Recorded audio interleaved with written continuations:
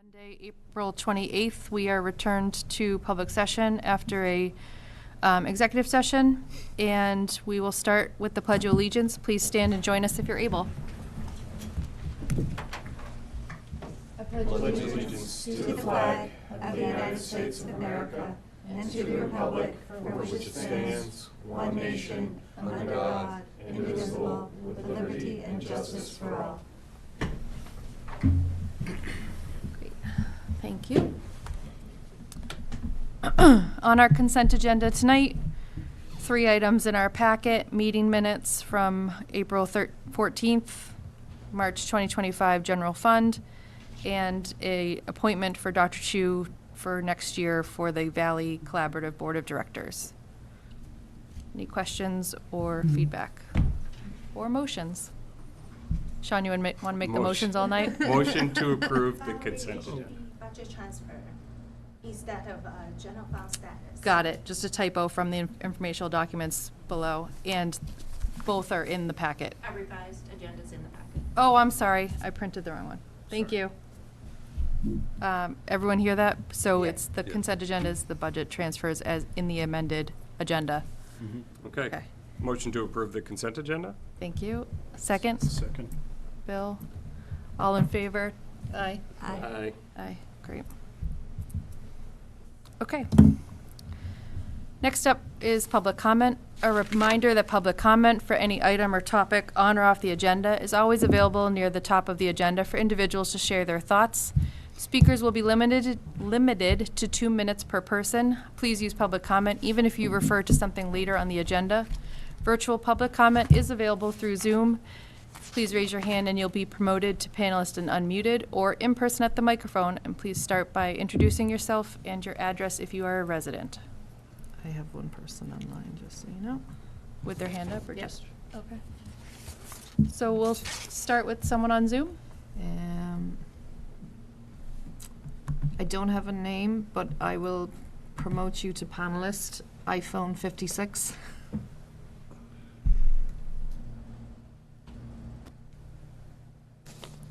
There we go. Hi there. Wendy Cloyd, 16 Pleasant Street. I just wanted to note there was a recent communication published by WestfordCAT as a letter to the editor regarding the P5325 transgender non-conforming student policy. It mentioned the policy may have been approved hastily without thorough review. I just wanted to state, as a community member who regularly attends school committee meetings and was there in the process during the review by the school committee, that it was very carefully reviewed. The policy was twice presented to the public for the comment process. There were very few slight adjustments made. The policy is grounded firmly in Massachusetts state law and guidance. Westford, as in all Massachusetts public schools, students have rights to freedom of speech, expression, privacy, as well as protections related to gender identity and non-discrimination. These are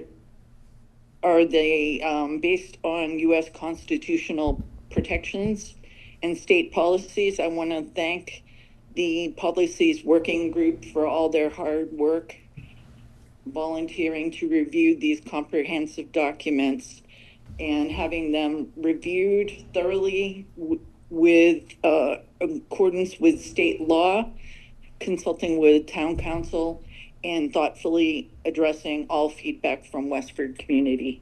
Thank you. Thanks, Wendy.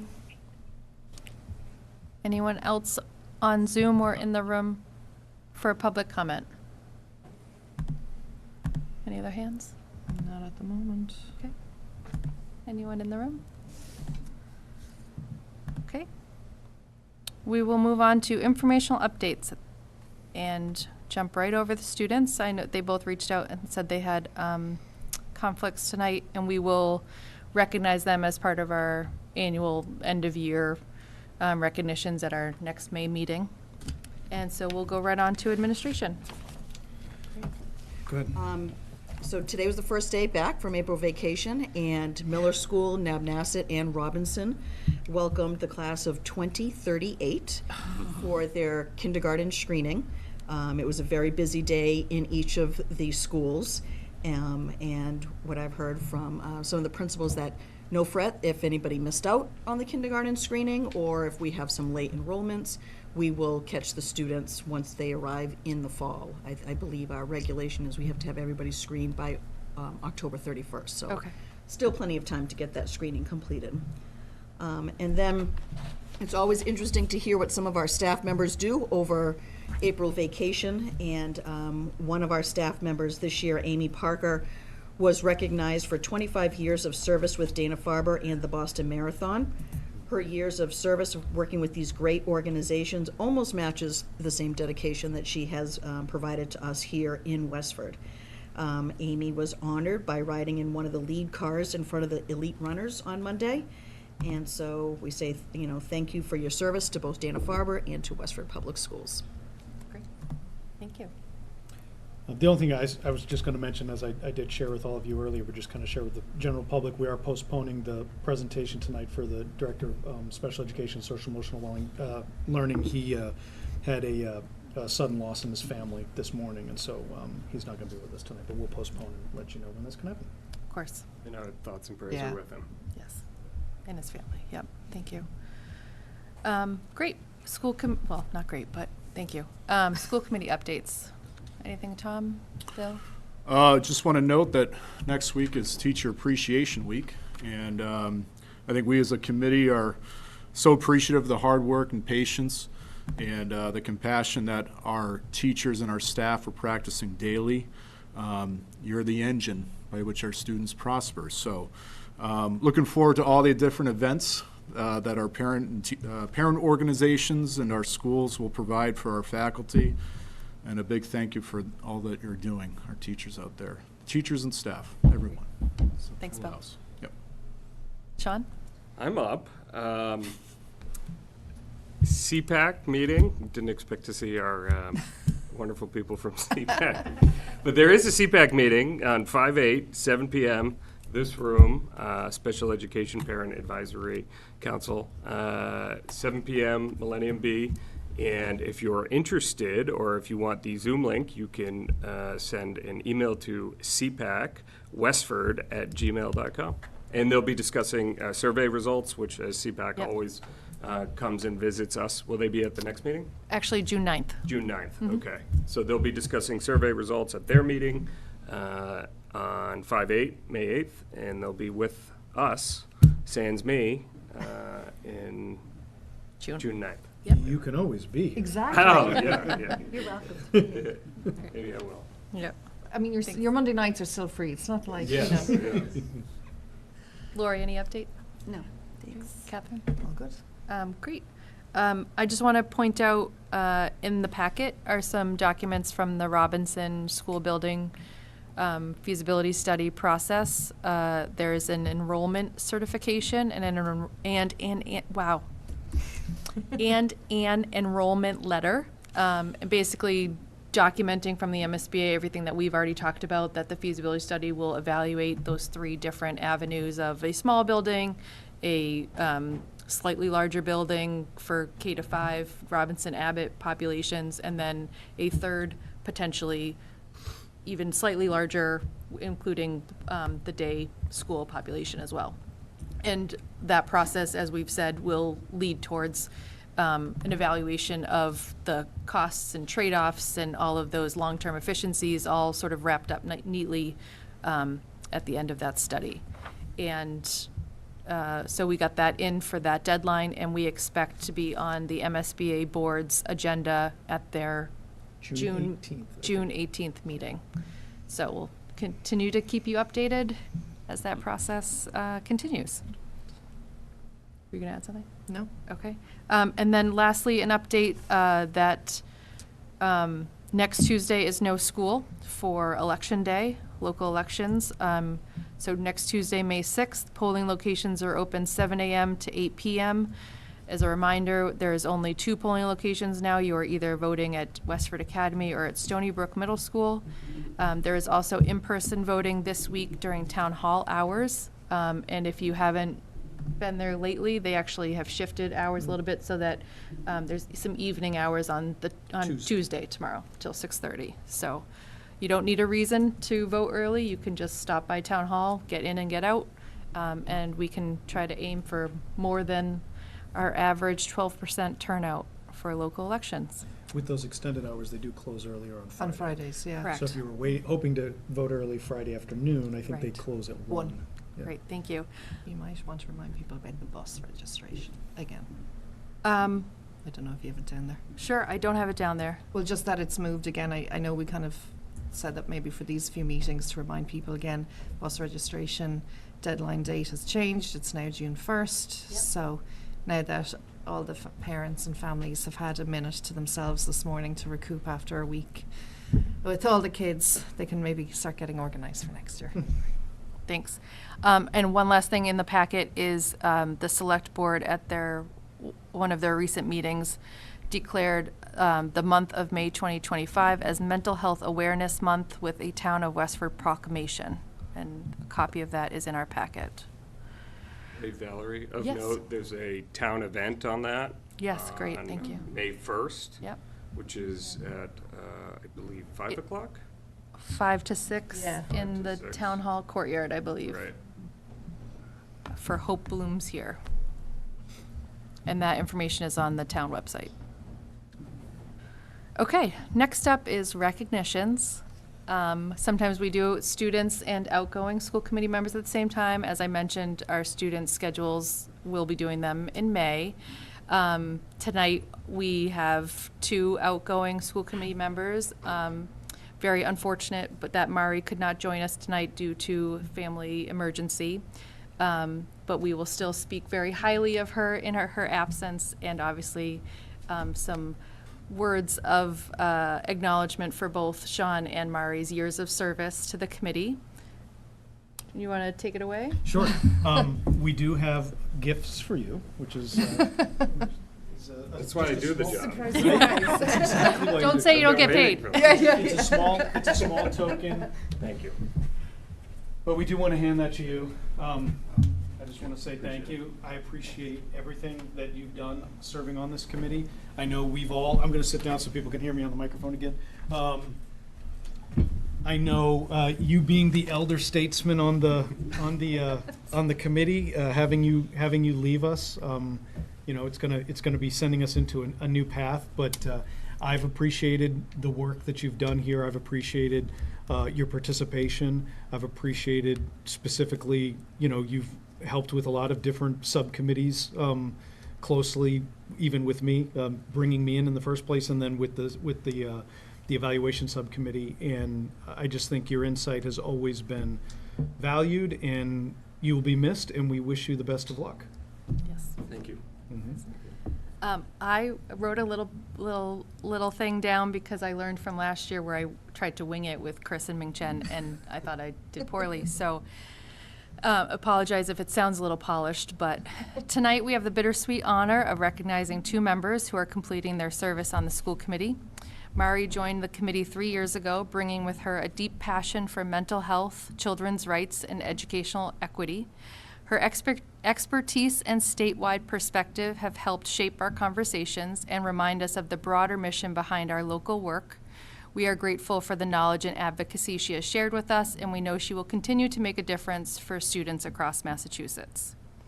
Sean has been a steady and thoughtful voice on our committee for the past 6 years.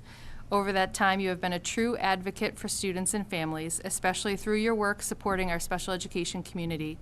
Your legal insight, your care for the town, and your focus on doing what's right for our students have made a real difference. And just a little add that I think he's trained all of us on our executive session minutes processes, and we will sincerely miss your legal insight in those conversations. On behalf of the school committee and with great appreciation, we thank Mari and Sean for their dedication to Westford schools and students and wish them both all the best in the future. Thank you so much. It means a lot. We'll miss you. Yeah. I feel very different next year. Yes. Yeah. Now we have a moment Yeah. pre-planned from the audience. I'll speak in front of the mic. Yes, too. please. Thank you. Just do a quick introduction. Yes. Melissa Mackey with the CPAC, Special Education Parent Advisory Council. And we wanted to come tonight first to thank both Mari and Sean for your service, commitment, time you've given to the community on the school committee.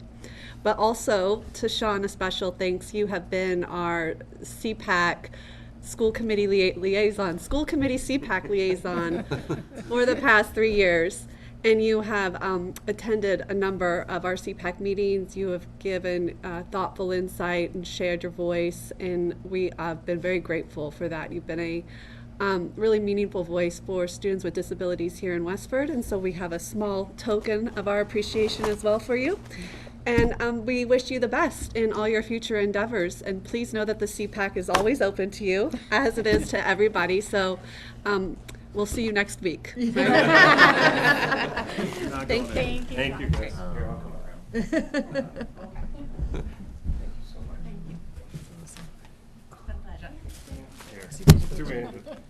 What? You did a good job, obviously. Aw, So nice. well deserved. Yeah. Thank you guys for coming. It's yellow, too. Right. Yeah, CPAC yeah, awareness. yeah. I noticed that. Thank you, everyone. Great. Awesome. Well, with the party over, we move on to business items. Valerie, can I actually Oh, just sure. say something? Oh, Briefly? yes, Do you sorry. mind? No, Is my that gosh. is that going to throw us off? No, no. I normally don't say things. I'm not good with kind of goodbyes, but I felt like I had to reflect on this. So I did my best and tried to put it into an organized thought, but we'll see how this comes out. So I think generally my experience on this committee has been a positive one. When I first joined, my son had just been entering the Westford Public Schools, so this was quasi my first experience with the Westford Public Schools. But really why I did it was for him and to give back to our community. So when I initially ran, I ran just kind of on myself without a detailed agenda or specific objectives. And looking back politically, that was not the brightest idea, but it turned out to be for the best because, as we all know, the next few years turned out to be a wild roller coaster ride with a lot of challenges and unexpected issues that came about. I bring this up because I think that it's really a testament to this committee, but in the past 6 years, I have seen some very hardworking individuals, and we've done some really, really cool things, including navigating the worst public health crisis in a century, transitioning to a new superintendent, which, as we all know, Westford does not have a lot of superintendents coming in and out, so that was a big deal. We've implemented full-day kindergarten. We've raised staff salaries to better reflect the time, dedication, and passion for our teachers and our staff. And we've passed more social, emotional policies to protect our most vulnerable populations within the Westford schools. I've been really lucky and fortunate to be a small part of that. And I'm grateful for the time that I've been able to be with such hardworking individuals, and even during times of strong disagreement and uncertainty, this committee has always maintained its sense of decorum and mutual respect for each other and for the people who walk through that doorway. Particularly, this group of 6, in my opinion, has embodied civility, advocacy, and consensus building. And I would just say, as you folks move forward, when your inboxes become flooded with criticisms and negativity, I want you all to remember that there's a whole group of us out there who are thankful for your dedication, who recognize the long hours that you put in, and who appreciate your thoughtful analysis. And I will be proud to be a member of that group, cheering you folks on from home. So, all right. Thanks, Sean. Thank you.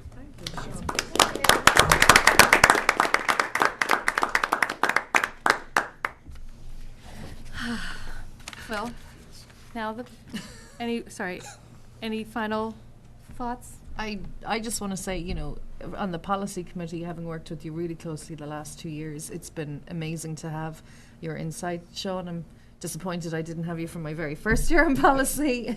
It's been awesome. But also just to wish you the best of luck Thank with you. the election. You've ran a really good campaign, and I hope, you know, the town of Westford votes for you. And yeah, good luck. Thank you. And best of luck. Sean, our kids are the same ages, second grade, kindergarten, so look forward to all of what's to come in the Westford Public School System, and congratulations. Thank you. Your hard work has laid the Yeah, floor for years to come, so. Thanks. Missed. Okay. Ready? All right, all set? Great. Sorry for my hasty rush to the agenda. You know how much I love to keep us on track, though. So for our amended agenda tonight, our first order of business is Superintendent FY25 Goals Preliminary Evidence. So just to kind of set that stage, you know, all of us are very familiar, but the public may not be, but each year we go through a very public, regulated process for evaluating the superintendent. It is one of our 3 or 4 main, you know, meaty goals of the committee, or purposes of the committee.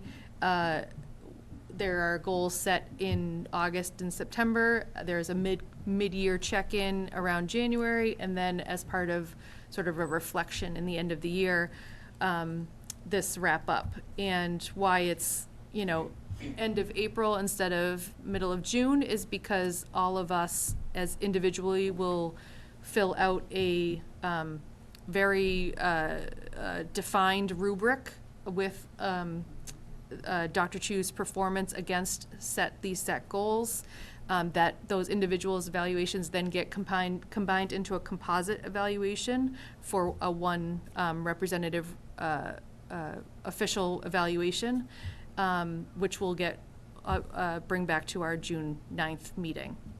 So this is the first step of that, and the reason we refer to it as evidence is that we know a lot of work can happen behind the scenes, and so the last couple of years, I think we've made a really good effort at speaking to what is the output of the goals that can be shown publicly. And so, if that works as context, I hand it over to you to walk us through. Sure, thank you.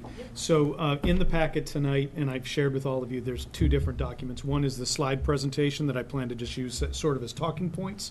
But then the last couple of years, I've been using a similar template where it's about a 9-page document that talks about the goals, and there's a self-evaluation and a reflection narrative that's attached to each of those goals, along with some examples of evidence. And then in the standard section, I've put more examples of evidence, but plus there's an evaluation narrative at each point as well too, that you'll all have access to, that then you can get more and more information.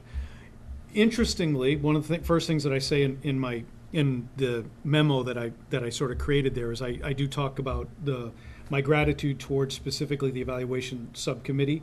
I feel like every single year we've been making progress with this, and this is really something that we established when I came in to try to make sense of this evaluation and to figure out how might this be a meaningful process. And so that being able to collaborate with a small group and then with the full committee has just been really helpful. And so I'm grateful to the subcommittee members, the work that they've been helping me with. The one difference this year is that we put it on the agenda tonight a month earlier than it typically is. Mm-hmm. Typically, this meeting would be taking place, or this presentation would be taking place later in May, but we swapped this to provide a little bit more time for the school improvement plans to be developed, because we're hoping that they're having that opportunity to meet with AIR, as we talked about, right? So I don't know if that's going to have very specific action items, but the AIR output will also have specific action items. But that's one of the reasons why it's happening now. And so in doing that, I didn't actually get a chance to preview this with the subcommittee. So this time I'm giving you everything, everybody's getting it all at once. And so one of the things that Valerie and I talked about, and Catherine was when we were setting the agenda, is that certainly if there's any questions, if there's anything that you're missing that you think, hey, could you share this or whatever, that's something I think it's important for people to understand. This isn't a test that then is done tonight, right? This is like an opportunity. If there's more questions, we could certainly meet the subcommittee. I could meet with the subcommittee. I'd be happy to do that if necessary, but if not, there's a lot of work that you have to then try to determine your own individual evaluation, and then the work of the subcommittee, whoever's going to take that on, And to try to make it all sound like one voice, which is always loads of fun too. So with that, we'll just jump right into the presentation. So with each slide, what I did is I have the goal listed that we talked about just a couple of months ago at this point, and then I've presented just like one or two sentences from the narrative there. So like, for example, right here, I do believe this professional practice goal, which was focusing on calibrating leadership, and we talked about the universal design for learning. This was meeting with the curriculum coordinators and the principals and doing walkthroughs together. You will see in the document that I've shared with you all, that it's also in the packet, that I've shared that aggregated data with you from the fall rounds that we did. We're going to do another set of rounds in May. But I believe that from all this, that this goal has been met. This articulated goal has been successfully met. We will have 100% of participation of the full leadership team by the end of June. What we found in the fall was that based on the curriculum coordinator schedules, we didn't go to every single one of the schools. And so now in May, we're going to the school. We're making sure that if there was a principal that wasn't involved in the first part, that they're part of this section. And we're also doing it as cross-curricular. So we're bringing two curriculum coordinators together, because we did that once, honestly, by accident, because they both had the same time. And I said, let's do this together. And it was super beneficial for everybody involved. So that's how we're going to be wrapping up this year. But you'll see one of the things that you'll also see in the document that I've shared with you is the examples of the PowerPoint presentations and the look-fors that the different schools, that the principals used for their professional development and faculty meetings. I thought it would be a nice snippet for you to see things that these are the types of things that you haven't seen necessarily in the past. So I asked them to share that information with us so you can see how does it go from this conversation at leadership and how does it begin to expand out to the classroom. So that's goal one. Sorry, you said that that additional data is down here with like the standards? It is. Okay, Yep. got it. Because that's actually one of the It things overlaps, that this is trying to do this as a PowerPoint presentation just for your benefit and really for the general public. I thought it would be, it's just better than reading through that dry, and I will mention again, 9-page document of a lot of narratives, right? So I didn't want to just read that to you. Well, and I think what I forgot to set up in the context was this overlap between goals and standards. Right? So goal one really is also, and this is something that we talk about, we've been doing with teachers for a long time. We encourage them to develop goals that are aligned specifically with the standards, right? So that then the evidence that they're bringing together is actually meeting two purposes. And so standard 1 and standard 4 that I'll talk about later, you'll see that they are directly related to this first goal as well too.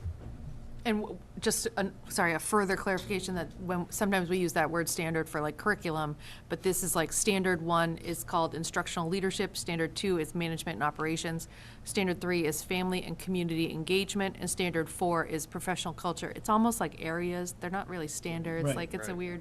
They are. And we're using the same, the district level administrators and superintendents specifically have a very specific rubric that is still aligned with the educator evaluation system that all of our professional staff use as well too. Yeah. So it's all connected together, coming from DESE. Yeah. And so that's what we've been using, and so that's where you're seeing this language. Right. Thank you. So the second goal was a sense of belonging and engagement, and is focusing again on the exposure of universal design for learning combined with the collaborative problem solving in grades K to 5 and the focus on community circles in grades 6 to 12. The goal, as articulated, says all students will exhibit an age-appropriate awareness of intentional strategies that support student engagement and sense of belonging. I still think that's a great goal. And I think significant progress has been made towards this goal, but we have not met this goal. I have not met this goal. I think the success criteria of trying to figure out exactly how would students exhibit this age-appropriate awareness, I haven't developed a student survey for this. I think there might be better ways. But what you're going to see is a lot of evidence that shows how the progress we've been making towards this. And so my suggestion is, unless you have different thoughts as we get into the development of next year, was that some aspect of this be re-articulated into a new goal, whether it's this goal with now really measurable success criteria that's a little bit easier to figure out, or whether it's taking still the spirit of this work and articulating a new goal. That's something we can talk about later. But you know, one of the things that we've done that I shared during when we were talking about the district improvement plan was just the fact that even with the collaborative problem solving, which has been a focus of us specific with the elementary schools, we've had over 30 staff members with a team at each elementary school trained in the level 1 collaborative problem solving this year at the elementary schools this spring, which is fantastic.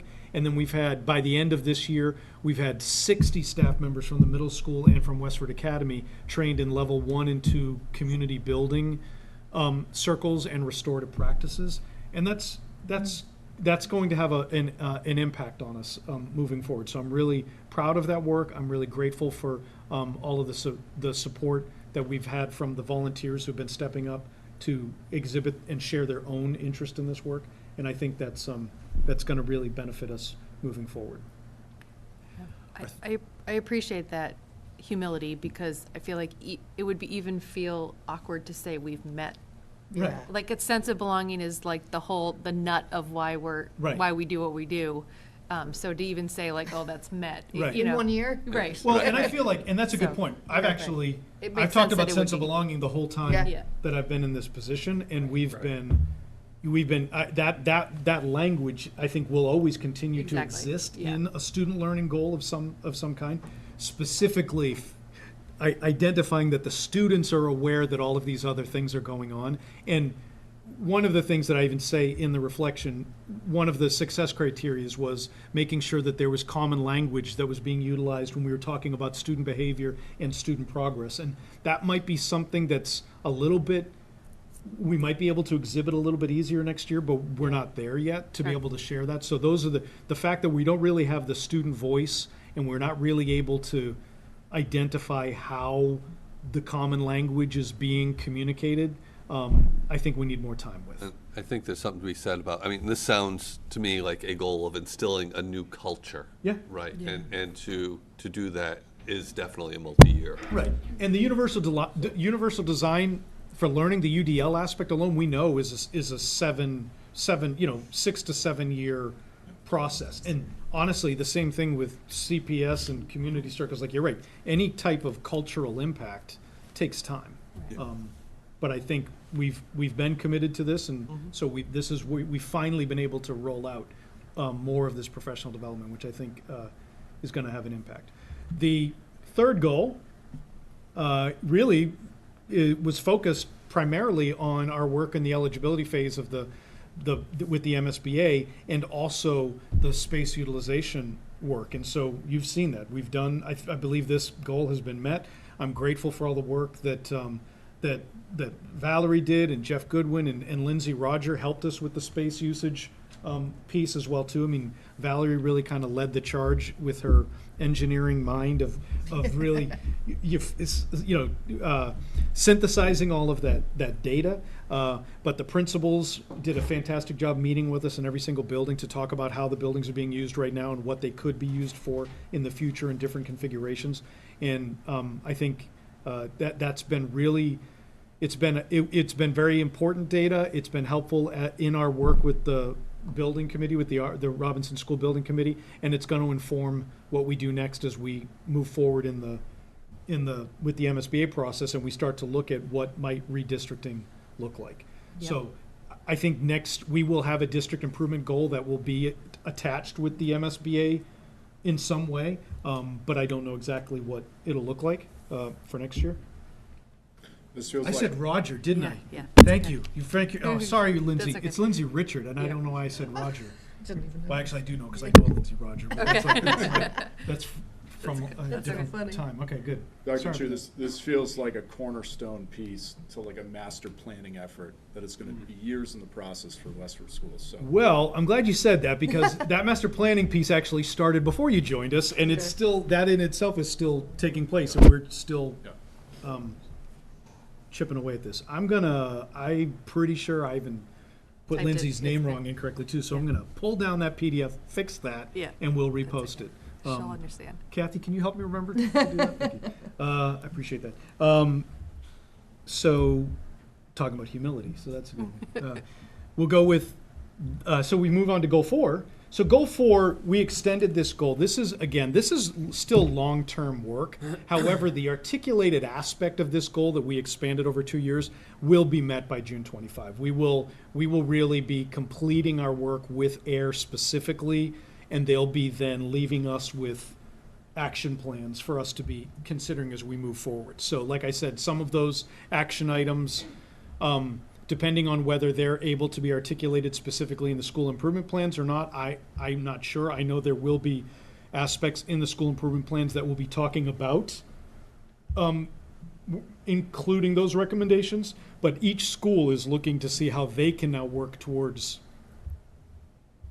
bringing the district recommendations to fruition at their level. And this process ends up with its own its own report with action items outside of it as well, which look very similar to a school improvement plan, but won't actually be a school improvement plan as well too.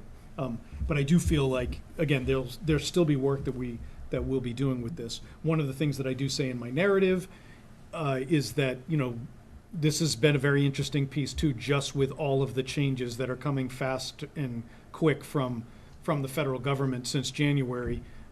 It'll be very interesting to see, okay, well, we're still committed to this work. And just what does that look like as we continue in these efforts? So then if you go to this last slide, which is really hard to read here, but it's what Valerie was connecting at the beginning, which is these are the 4 different standards that at the beginning of this process, when we develop the superintendent's goals and we collaborate on those and you approve those goals, the other thing that we do is we identify specific elements and indicators within the standards, because each one of those 4 standards has multiple subsections. And it's honestly, I think, I don't know of any district that expects all of their educators to provide evidence towards all of the subsections of all of the standards at all time. It's something that people focus on when they're focusing on SMART goals, right? And so it's things that if we see an area that might need improvement, then we can kind of direct someone to focus on a certain area. But for the most part, we identify specific standards, and this is what we've identified and you approved early on. So as you are looking at the evaluation process, these are really the specific indicators that that will be driving that. And within the document, would you mind clicking Yeah. on the document there that, This one? yeah, Yep. that'll just show I think it's not Lori up. Oh. and Tom still saw this last year, although you weren't. Oh, sorry, it's come up on my computer. Oh, It's got a little interesting. watch, like it's loading. Yeah. It's like the old Oh, look at that. computer Well, back in the day. that is Yeah. that link is just going to take us to the other PDF that I actually shared with you earlier today. That where each section is. Let me see. Can I share it with you again? It's actually on that computer. Oh, as look at well. that. Yeah. Yeah. Oh, fancy. Something cuckoo's happening. Something's gone funky here. Is the screen frozen? Hang on. Let's try this. That's just showing what's on the. Oh, that was just That it. was just showing Okay. what, It looks like it hasn't impacted Zoom, which Catherine was is good. showing. Well, the idea being, There you oh, go. here we go. So if you scroll down to where the standards begin, you'll just see again if you go down to like page So- 4, maybe. Next There's- one, oh. next one. Oh, yeah, sorry. Yeah. So here you'll see what you'll find is each heading. I did this separately for the standard, so it has the indicator, and then something that we had talked about last year, which I think was really helpful, was just including the examples of common forms of evidence. That actually comes from the MASC has a really good guide that I think they've put together to help school committees with this process. And so I just took that language right from there to show examples. It doesn't mean that it has to be that they're just saying these might be the types of things that you look at. And so that first instructional leadership piece, you'll see the reflection that I have there. It focuses on that first goal. There's the evidence that I've included in this section here. One of the things that I always did as an evaluator and continue to do is I actually take language directly from the rubric and then I cite it. So there is like a sentence or two sentences in there that's pulled directly from the rubric, and that's why it says 1B1 in some sort of interesting hybrid of citations. I don't think anyone would any AP. Yeah, anyway, that it's just for our purposes. So that's just an example of what you'll see and what people can look at. If you scroll to the second standard, we saw and we knew that this again was potentially going to be a challenging budget year, and so we continued to put the fiscal management systems on here. And again, I'm still very proud of the work that we've been doing. I think the team, specifically, you're going to be hearing from Jenny, Director of School Finance, Jenny Lynn, later on tonight, and the work that she does to help share information with us is wonderful.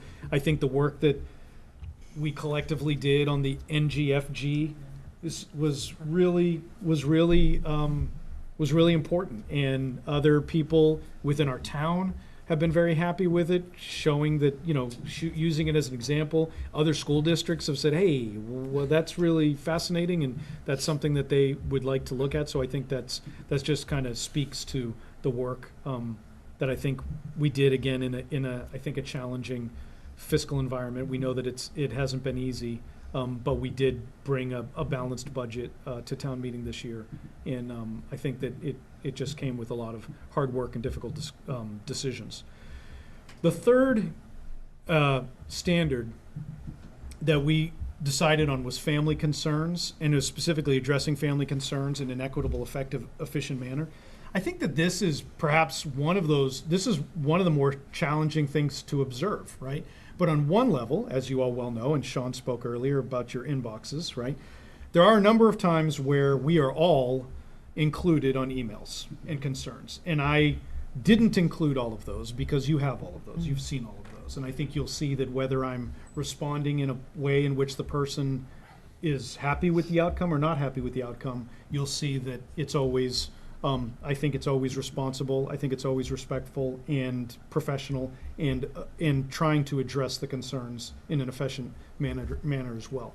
One of the things that I thought that I might share with you this year was just a short example. I took, I think there's like five or six different family meetings that I had throughout the year. I've had more than that, but I took some that were all very different, and I just gave you an example of short email exchanges between us, whether it was setting up the meeting or whether it was a follow-up after the meeting. It might be from them, it might be from me, to kind of just give you a sense of it. I tried to include things and redact things so that there would be no identifying information. But that's something that I haven't shared with you in the past, but these are things where I might have been included with principals, but it's something that I looked to see that it wasn't something that you were a part of. Yep. So that you kind of see that. You're going to be hearing from the class officers, which is a little bit different in a couple of weeks of class of 2026. And I decided to just throw their email exchange on there too, because I don't want to, I'm just really happy with the work that they've done and the presentation that they're going to bring to you. And Valerie and I were a part of a conversation earlier in the year that I think, you know, you can ask her about it, but they had a lot of questions and concerns, and we gave them very specific, direct feedback. And they took it, and they actually included it, considered it, and came back with a proposal that meets every single thing that we had talked about, and I'm just really proud of them. And so I just kind of wanted to share that in there because it just happened recently, and I thought that was And I think it ties into that engagement piece, Yeah. right? That like it's not no or yes as an answer and you're not willing to talk about it. It's Right. that there are conversations and, you know, that collaboration. Right, thank you. And then just the last piece, the professional culture, we focus on cultural proficiency specifically here, and I do think that the work that we've been doing with our curriculum, specifically through the EL, the rollout in the elementary schools, has really had a major difference in our students' experiences in the classroom. But another thing that I've just been really proud of that I just wanted to share with all of you is the opportunity that I have being on the Mass Commission for LGBTQ plus youth. I've joined the Safe Schools Committee.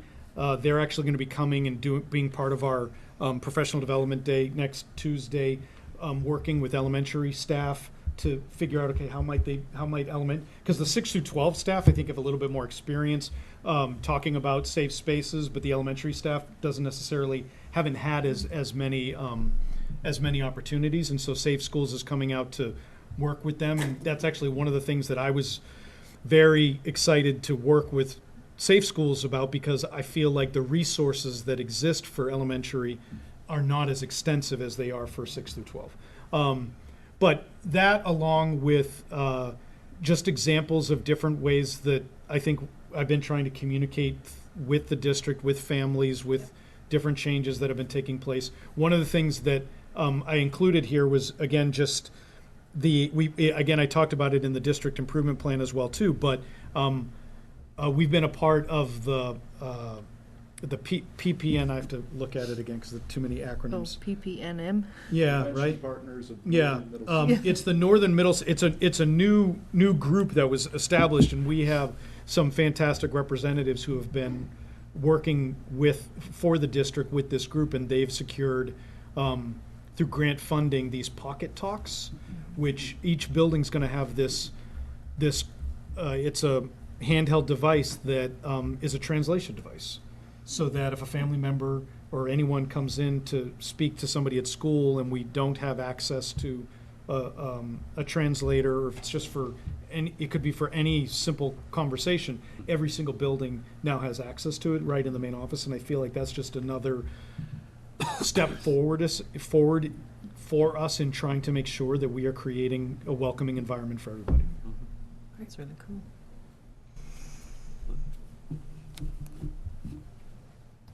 So this is really now homework for you. Yeah. But like I said, it's the Yeah. beginning of the process.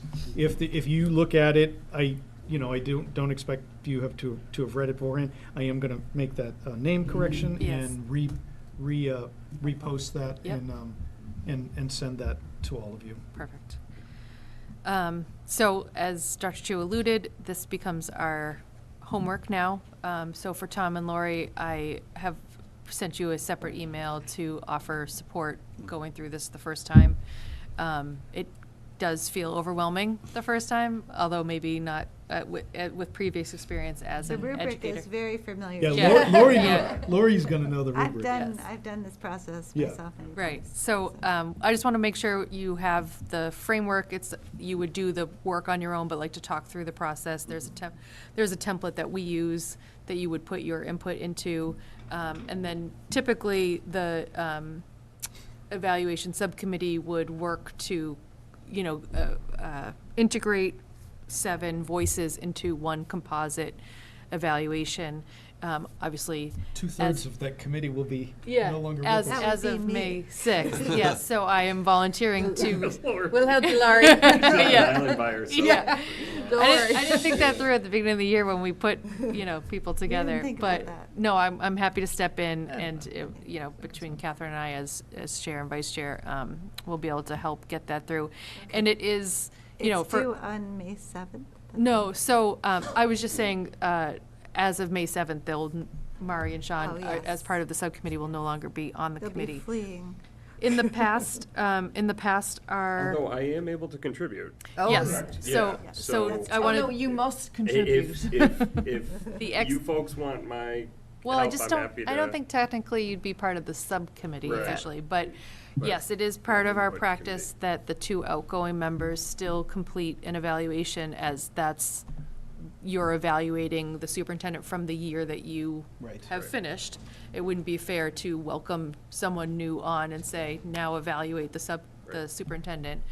So that's how our practice, that's how we've done it. In the past, I looked back at the previous years, here it is, the previous year's timing that we've done. Usually, we kind of have the presentation of the evidence, and then about 2 weeks, the individual templates would be due, and then it gives about a week and a half for the compiler person to create the composite evaluation in order to bring it back to a school committee meeting on the agenda and for a vote. So I was eyeballing, I think I had May 14th as like a due date from all members to have their individual evaluation due. And then that would give the compiler a week or 2 to kind of get it ready for June 9th. Does that sound good in theory? Okay. Obviously, if you have set aside a little bit of personal time sooner rather than later, so that if there is follow-up questions for Dr. Chu in that memo, because anything further that you receive or that you want more detail on should be shared with the full committee as they're all, as each member is doing their own individual evaluation. Does that all make sense? Clear as? But, so that would be questions still sent directly to Directly to Dr. Chu, but I and think- we'll share them out either through you I think or- he would, I would request that you share anything that you Yep. clarify or add detail to all. Does that make sense? And again, happy to be helpful to So Tom and Lori. individually, we would ask questions, So, direct it to Dr. Chu, and he Correct. would share it with everyone. so if there's clarifying information he gives to one person, all 7 members should Should get it. see that. Right. Yeah, so Okay. I'm just asking that part, like that you take a time to review it, the data sooner rather than later, so that we would all benefit from that instead of, getting it if you've individually done it quicker. Does that make sense? Okay, Sounds good. yes. Hillary, fine. Briefly, Walk it through. so, Yeah, don't Chris, worry. you spoke to the student learning goal, the sense of belonging and engagement. I think you actually left something out. And I know it wasn't an action that was proposed going into this year, but the Yandu pouches, right? I feel like that was a big Pouches. move Yeah, that's for true. the, Yeah. So also gonna echo start times. yeah, Shift so for it's, next year. So, True, Next I year. did. However, the Okay. reason why I didn't is because I did talk about those with the ISDIP, right? Right. But those weren't specifically part of Identifies. this the goal. goals, Yeah. okay. yeah. Sorry, Yeah. it is part of sense of belonging and social emotional Yeah. well-being for the students, absolutely. But it just wasn't and that's honestly one of the things that I've learned now in year 4, and I think we've had a very robust strategic district improvement plan, right? And we've had a very robust superintendent goals. We talked about this at the beginning of this year, like they really are aligned with each Yeah. other. And the idea of having both going on Yeah. is might be something we think about moving forward as we start looking at other things, as maybe they should be a little bit, it should be okay where they're aligned, or maybe it's one, I don't know. Yeah. But that's a piece of it. Thank you. I appreciate both of those things. Any other initial thoughts tonight? Okay. Again, please reach out, I know even, year 2 of filling this out,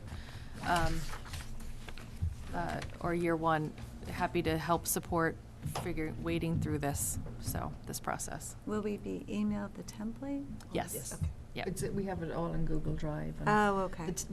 We've worked hard on the template so that hopefully it helps you. Yeah, Makes it that's, easy it's, to the process follow. has come Yeah. a long way. It used to be more clunky, and Yeah. I think Chris Sanders originally moved it from Microsoft Word to Google Docs so that it's more Editable. edit-friendly, and, yep. I think if it's okay, what might make the most sense too in terms of this is if someone has a question, clarification, or requests additional information, and I actually have it, Yeah. then I will share the Google Doc of the evaluation with everybody. So that so that's where I'll place it. Instead of sending you like, Okay. oh, here's another email, Yeah, whatever. yeah, yeah. Sure. I will let everybody know if it's been updated, and Sure. I'll put it, I'll put that in an appendix. I'll create an appendix or whatever. And then when this process is done, that we can turn into a PDF and put into the packet. Sure, great. Awesome. That makes sense. Make sense? Yep. Yeah, Okay. it's organized. Yep. Which just has me thinking that, like, I feel like we've been working so hard on evolving this year after year. I don't think this has come up in our conversations with other districts, but I feel like we must be, like, nearing best practice or Oh, at yeah. best practice Yeah, in yeah, the yeah. area for how we do this. Definitely. Because, Based on the conversations I've had with. yeah, Yeah. I think we've gotten to a really good place. Yeah. Okay, all good? We're gonna move on to policy review P6110, graduation requirements. This is the second time this policy is on the agenda, so there is no reading to waive. And I would like to start the conversation by mentioning, oh no, I had a little note and it's gone. Nope, I put it in here, that's why. I would like to start the conversation by suggesting that we take our original timeline and extend it. Because I think when I went back and read policy P7 something, Yeah. wherever it says the 12 business days for public comment, we didn't count spring break, April break. Or, Oh. and so if you count the vacation week and if you count the no school day of election day, Yeah. it actually takes us to May 8th for Yep. public comment. So I would propose we extend our previously planned public comment to be longer. And I know we had talked at our last meeting about, that it's the will of the committee about the timing of a vote and whether we feel ready and the level of discussion and everything. So it's not that we were on some, crash timeline to a vote with no way to change it, but I just want to make sure that we adjust our public comment with that in Yeah. mind. So, and which would just potentially give us another reason to think about extending to the end of May, Yeah. so that we have chance to reflect on any public comment. So that would be my proposal. Yeah. And then open it up for discussion tonight. Can I just say a quick word? Yep, thank you. So policy subcommittee has met. We met last week and had a good discussion, and Dr. Chu also joined us, which was helpful. And so this iteration of the policy tonight is a little bit different from the first one, based on some of that discussion. And so I just wanted to kind of highlight some of the tweaks, I would say, as opposed to major changes. The first one being actually just that very first opening paragraph. We just kind of changed it around. The thing is still the same, the essence of it, but it was just reading funny, and kind of it felt almost like you were coming in halfway through a policy. So we just reworded that opening paragraph. The other, I didn't mean to do that. The other things to note was we've just cleaned up this section a little bit, and actually what we've done is when I went into the program of studies, the new one for Westford Academy, they also have this wording in their program of studies. So we've just kind of aligned that so it's actually correct. There was one or two typos, so we've aligned the wording so that they read the same, because it essentially was the policy language in the program of studies. So then the next piece is to note.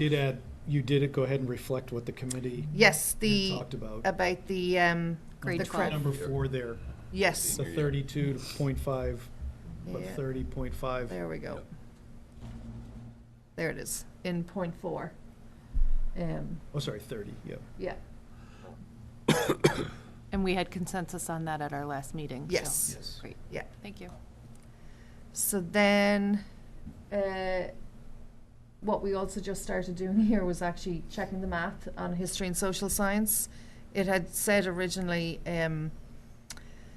15 credits, 10 of which was world history and 10 of which was US history, so the math wasn't working. So we clarified that. Makes for fun conversation. Yeah.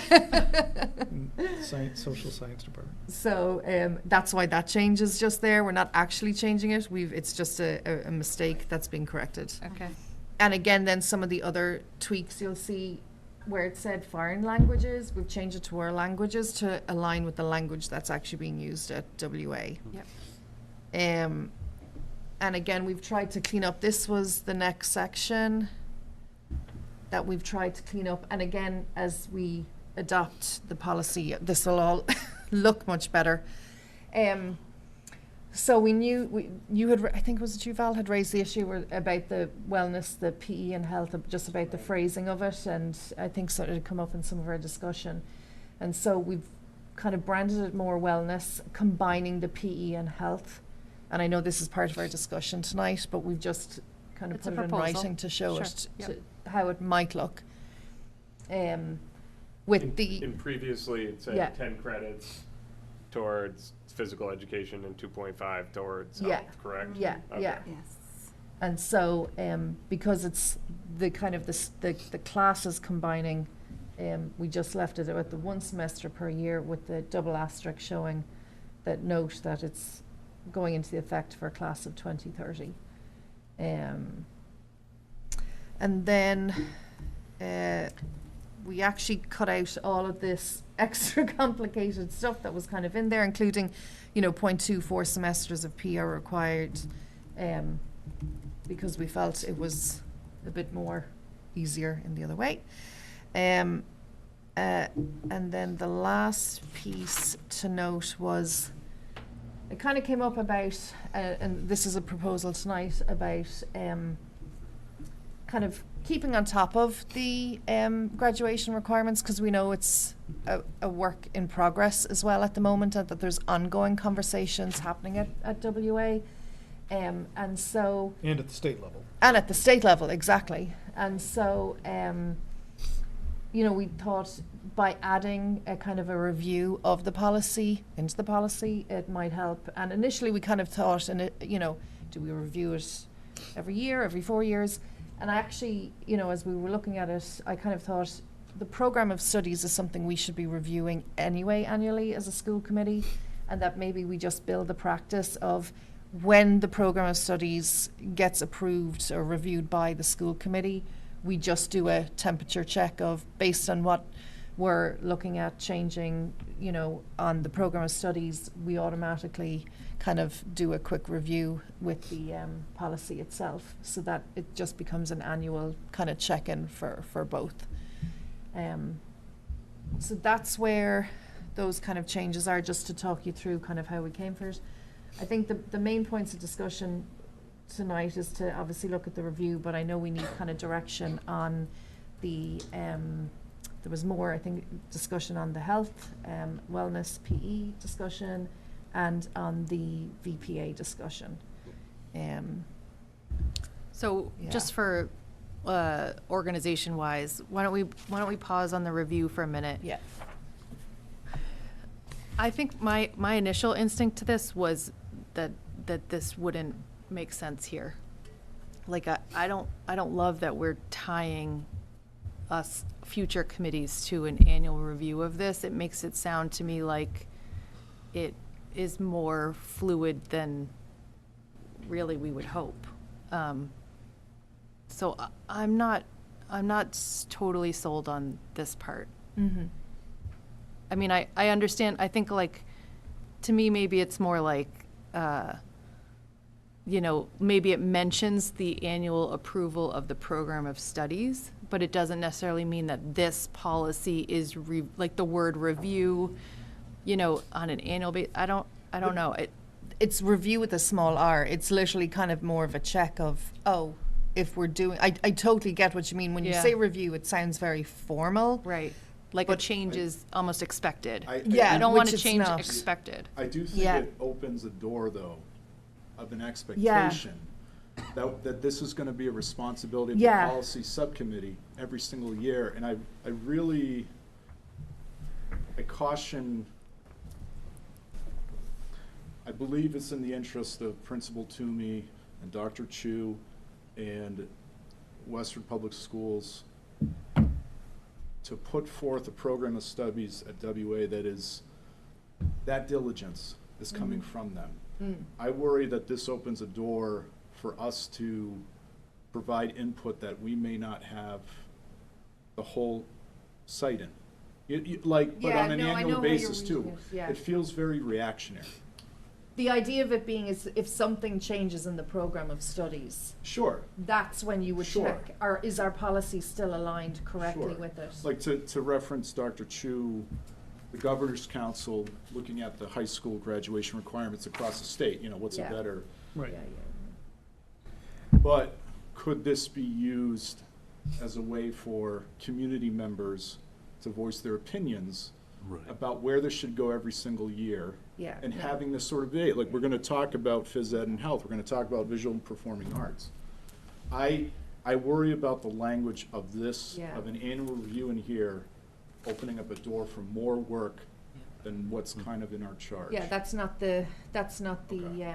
spirit of this. So- The spirit of it is really just to say, is this a check? Is it still in alignment with what's happening? Like, for example, the 15 credits of history, they're saying, 5 world history and 10 US history credits. That's really determined by kind of, Right. if things change at WA. Yeah, I think the spirit of the conversation was around, there is nothing in the policy that is saying that you ever have to look at this policy again. Yeah. And we had a pretty good conversation about that. And we were like, okay, well, that actually, maybe there should be something in here that does actually say that there is an expectation that the committee's going to look at this every so many years. The annual thing, I agree with, and that I understand your rationale Yeah, in yeah, connecting yeah, with yeah. program studies, but when we were talking about it in the policy subcommittee meeting, We kind of had said maybe we were 4 thinking years. like a 4-year cycle, like the typical life of a high school student is 4 years, right? And when you think about, there's also, if a district decides to engage in the NEASC process, that is a 10-year review with a 5-year mid-year section.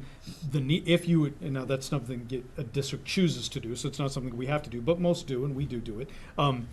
Making sure that you're looking at your graduation requirements is an expectation Yeah. as part of that process. So that was sort of our thought, was we thought that having the committee, having something in this policy that does actually say to a future committee that, hey, it's your turn, Yeah. and you need to look at this as well too, isn't as necessarily a bad idea. Doing it every year, I think it could Yeah. become weaponized. It could be like, we want to, no, I don't like it this year, I want this to change because my child can't take this course. Yeah, And yeah. people are trying to, and I think that could be, Yeah, that's not the that could be spirit bad. of it. And, yeah. and I do think, I like the connection of this policy to what is really going to be a new practice of an annual review of the program of studies. yeah. But I think I support that. No, and I not get you. this. So I think But that's maybe good. it's, You're right, that in itself, even including that in there, sorry, Tom. Yeah. That, good. there's idea that, wait a second, this is, It's not going to be 4 years before Right. people are even just I- talking about this. Yeah. I think that there's, being able to review the program of studies to the policy, and then in that process, I think there's the opportunity to say, wait, this program of study doesn't align, but is it the policy that's broken or the program of studies? And then that goes back Does to. it trigger a review? kind Right, of thing, right. is what you're saying, yeah. Initially, I like the idea from the standpoint of there's a couple of, I'll call them fairly significant changes being proposed this year, right? So I do like the idea of a review at some point to make sure those changes are effective and are in support of our image of a graduate. But I think that having it annual and it has to be reviewed, you know, I do think the current climate does lend itself towards, oh, well, it's opened up, so we Yeah. need to change it again, Yeah, right? I get you. So- Yeah. And even, it almost feels similar to me of the revolving accounts that we did with the NGFG for the finance subcommittee, where we're saying like, okay, we've spent a lot of time thinking about like, when does this make sense? What, like annually, what does that look like? What does the timeline look like?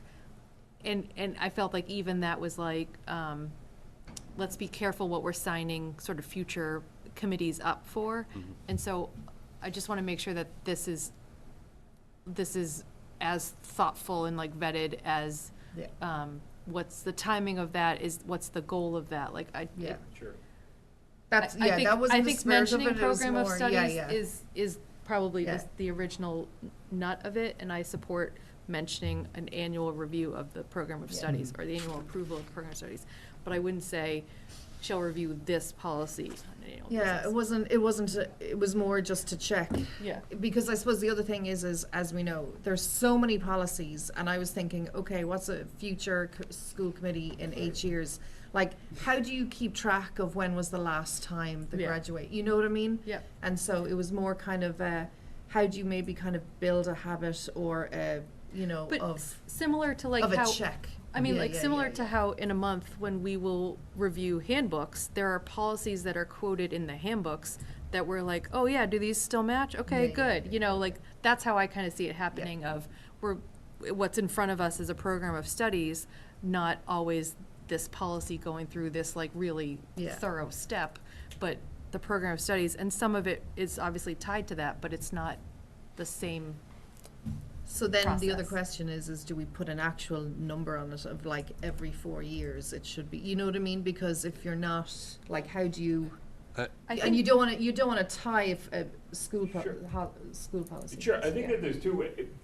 It seems like the biggest concern about this is the mandatory language of shall, right? Yeah. Like, because you're May. imposing obligations on a future school You just say committee. may. Yeah, so, I mean, there's a few ways that you could approach it. You could change it to may or something along those lines, Yeah, or I can have a just think. get rid of the whole time requirement and Yeah. say that whenever practicable, you know, Whenever or whenever, practical, yeah, or something, whenever yeah.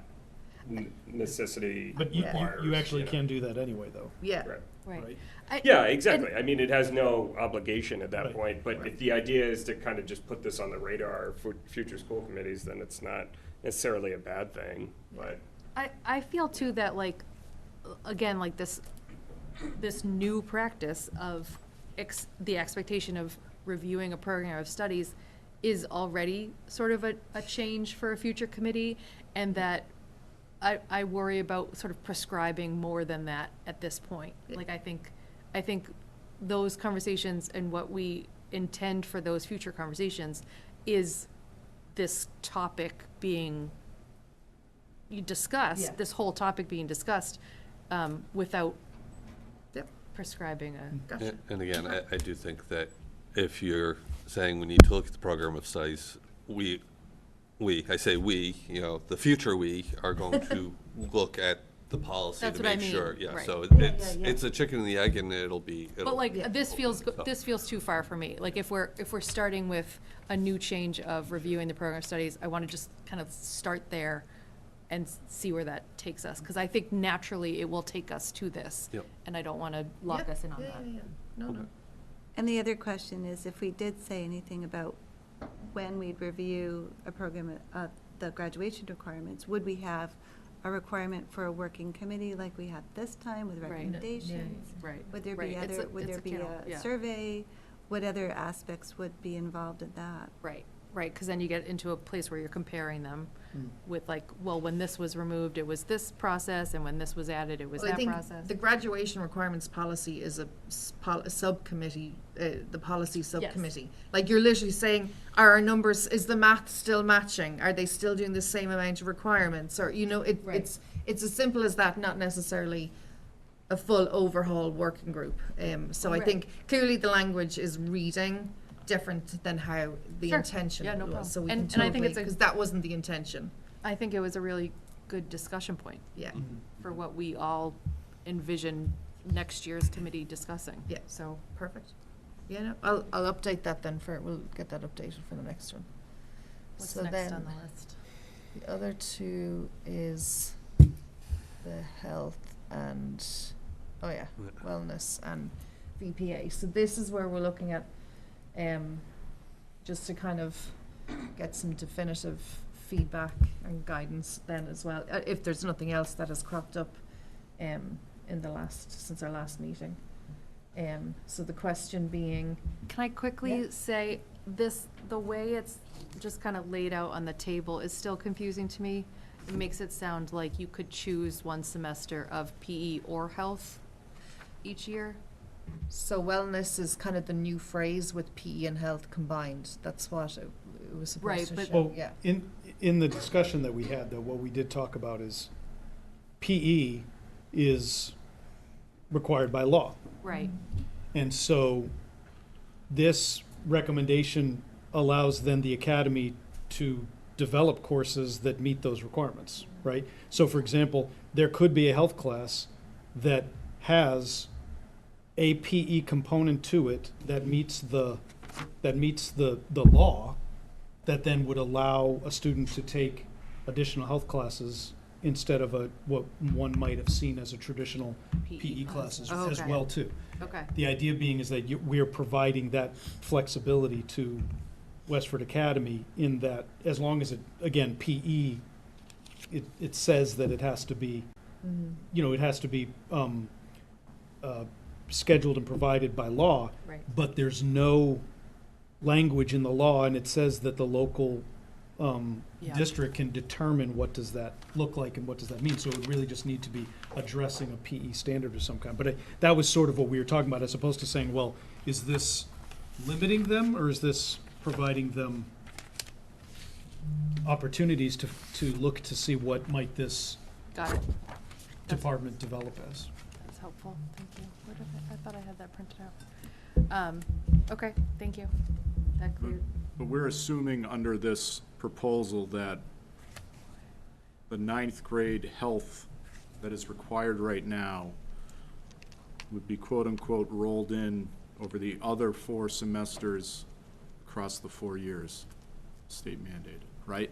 So like, the proposal of the policy subcommittee is that the current required health semester in grade 9 is going to be facilitated or rolled into the other 4 semesters, which is the 10. When the curriculum coordinator presented to the working group, and I think, Tom, you were there, so you can speak to it. I wasn't there. I wasn't a part of it, okay?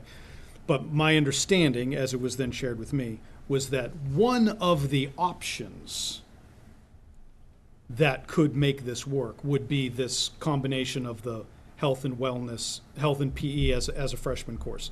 But then they also talked about dividing it up over 9th and 10th grade, and that was one of the main reasons why they were advocating for it not to impact the next year's class. Right. That we need time to actually allow the department to develop what the course would look like. Right, so there But it was one of the options. So the policy subcommittee is not saying what this has to be. That's one of the Okay. pieces, and I think that's also why I think it's good that Catherine is talking about the program of studies. Because the program of studies is what will then be something that then looks at it. But this, Details. because we kind of talked about that in that meeting on Wednesday, was just about, well, what is the goal here? The goal is not to dictate what the course says in any department Right. look like.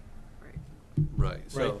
it was phrased just that way, that this was one way, and Right. it was gonna take some time to digest the new standards for health, the new standards for PE, and try to figure out how Right. they could work it. Whether or not they can effectively work it is still, I think, what we heard in concerns 2 weeks ago, was whether or not Yeah. it would be an effective use of the credits, I think is the way I would phrase that.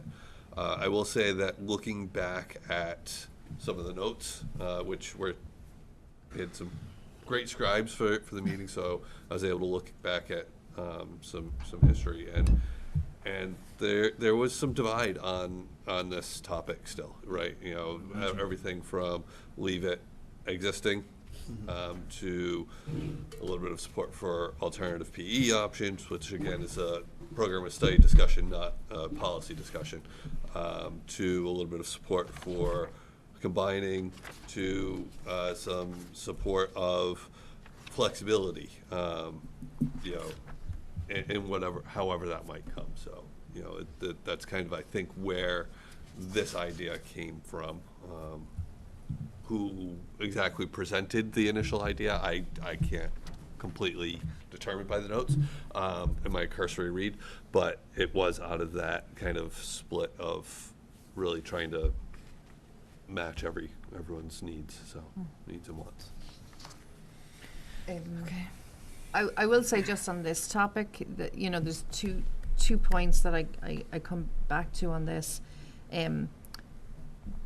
First of all, I appreciate the comments about, you know, talking about students, you know, kind of social, emotional, you know, mental health. And I think, Valerie, you had kind of brought it up in the last discussion, and I completely agree.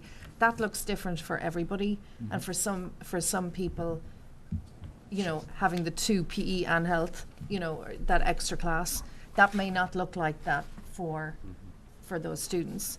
And the other thing is, and I literally just had another conversation, and it came up completely organically, not connected to this discussion anyway, with another parent again last week, you know, talking about students who are typically on IEPs, moving up into high school and trying to navigate the scheduling that they have to do, with various different incidents that have happened. And these are the students that, you know, we're looking to support, and there are a million classes that they can take by hopefully creating that bit of flexibility in the schedule for them. The other point that I kind of come back to is we don't have 2 different state standards. We don't have a health state standards, and we don't have a PE state standards. It is health and PE combined, and they're very organic. And, you know, as a former teacher, I know that, you know, this kind of idea, they're not even cross-curricular. They are one and the same subject in many ways, because kind of they're, you know, you're having different conversations, or different things can you know, you can have different focuses on it. And so even as I was researching all of this, I've noticed in a number of surrounding districts, they're all calling it kind of wellness, and there is a combination happening of both PE and health. You know, it would be different if maybe we had more time available in the schedule.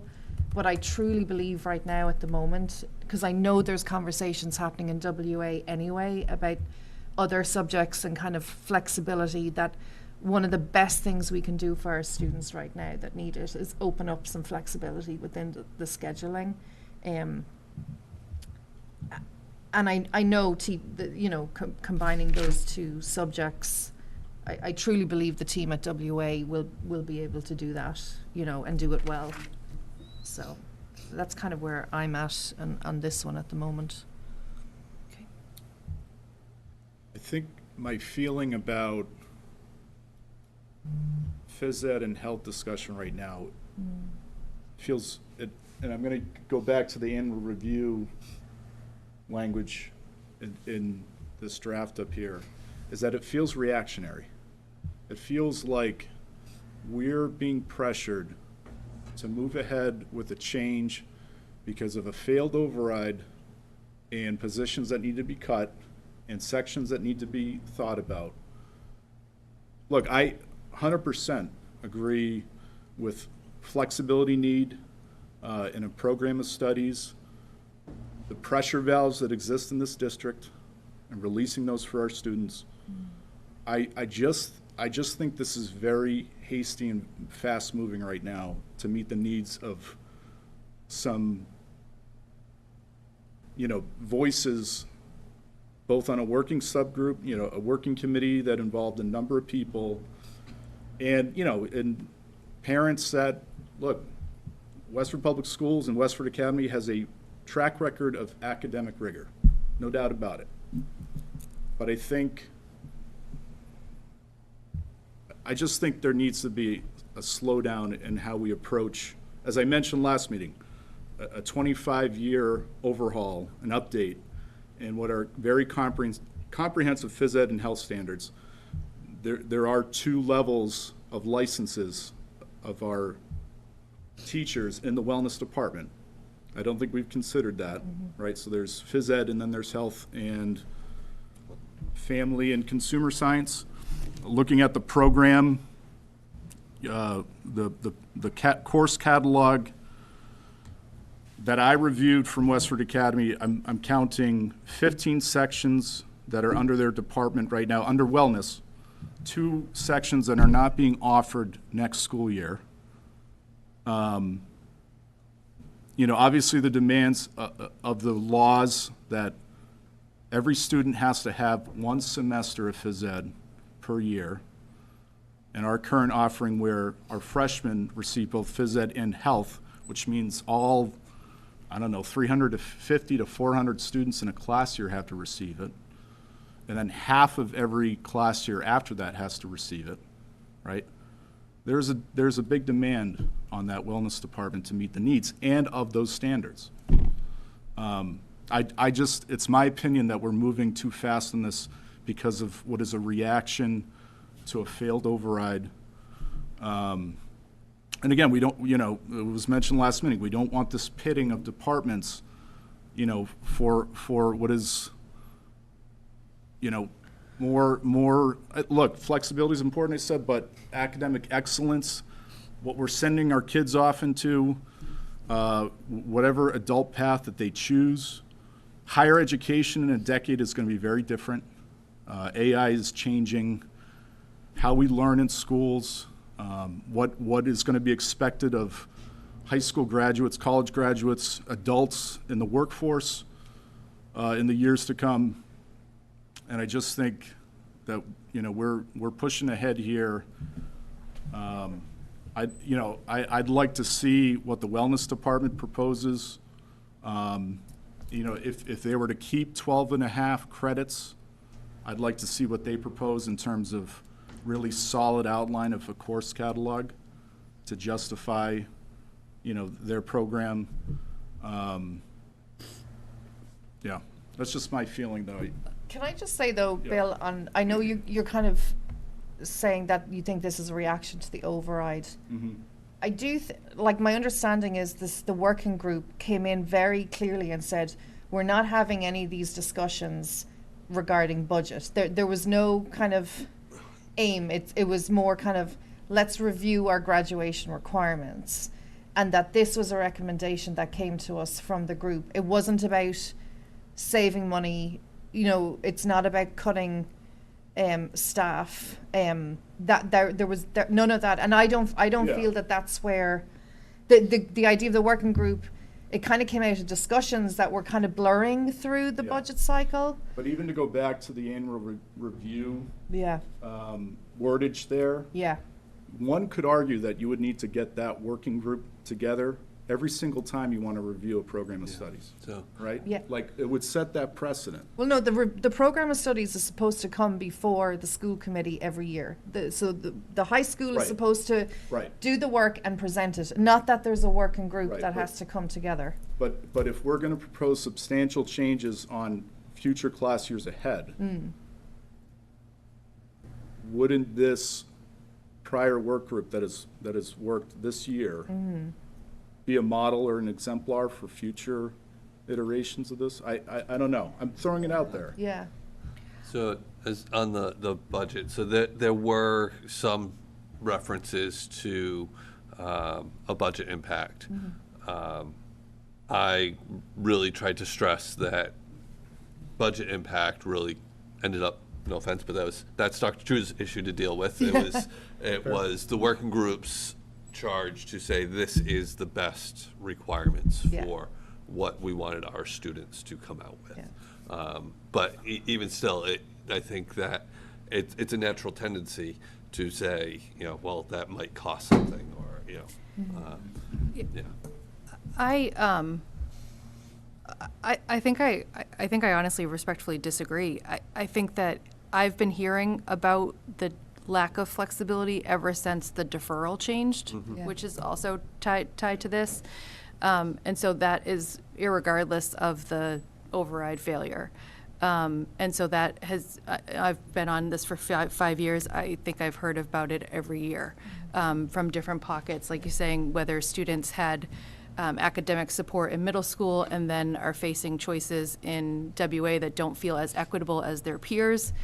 And I would also point out that in my opinion, this is a measured step. This is not an overhaul for 4 years. This is 1 semester of grade 9. This is also does not preclude someone from also taking freshman wellness and PE. So if a student wants to sort of still do that, they could. And what we're really talking about is a change of 2.5, not, a 4-year overhaul. It feels measured to me, knowing that a working group did talk through this for months and that this is a 2.5 credit change. So I guess that's my. Out of 100 and So something. one other thing that kind of came up in discussions, and in reviewing, I remembered, this may be, again, program of study, but going back to a culture, right, and having recommendations as well. So requirements, and then guidance recommends you take these classes as well as part of your overall electives. I don't know if that helps to solve some of it. One concern I do have is that we measured a lot against Mass Corps, and I'm sure we'll talk about that in a little bit with VPA. I do wonder at what point Mass Corps is going to go and say, with the new health standards, well, we really do need to include that as well, and then we would be right back here. So it's. And just to go back to your point about the 2.5, we're also talking about VPA and changing that potential. So it's not just 2.5 credits, we're potentially changing 5 credits, right? Because you could have 2 concurrent, Yeah. right?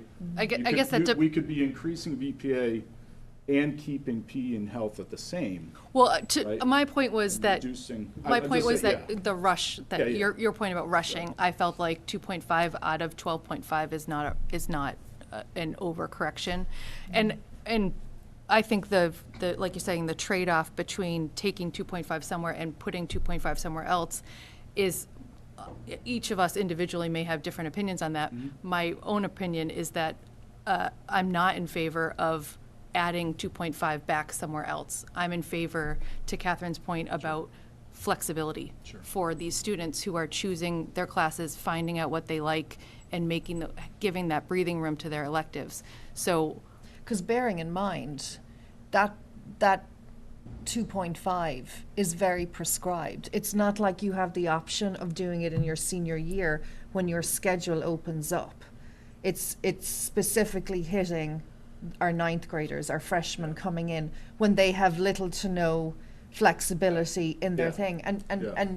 trust me, Bill, the amount of conversations I've had with parents who, because of their middle school experience and IEPs, they're really struggling with what's happening at that kind of freshman year. Whereas if you could do this in the senior year where it opens up more, Yeah. then you're kind of having a very different discussion.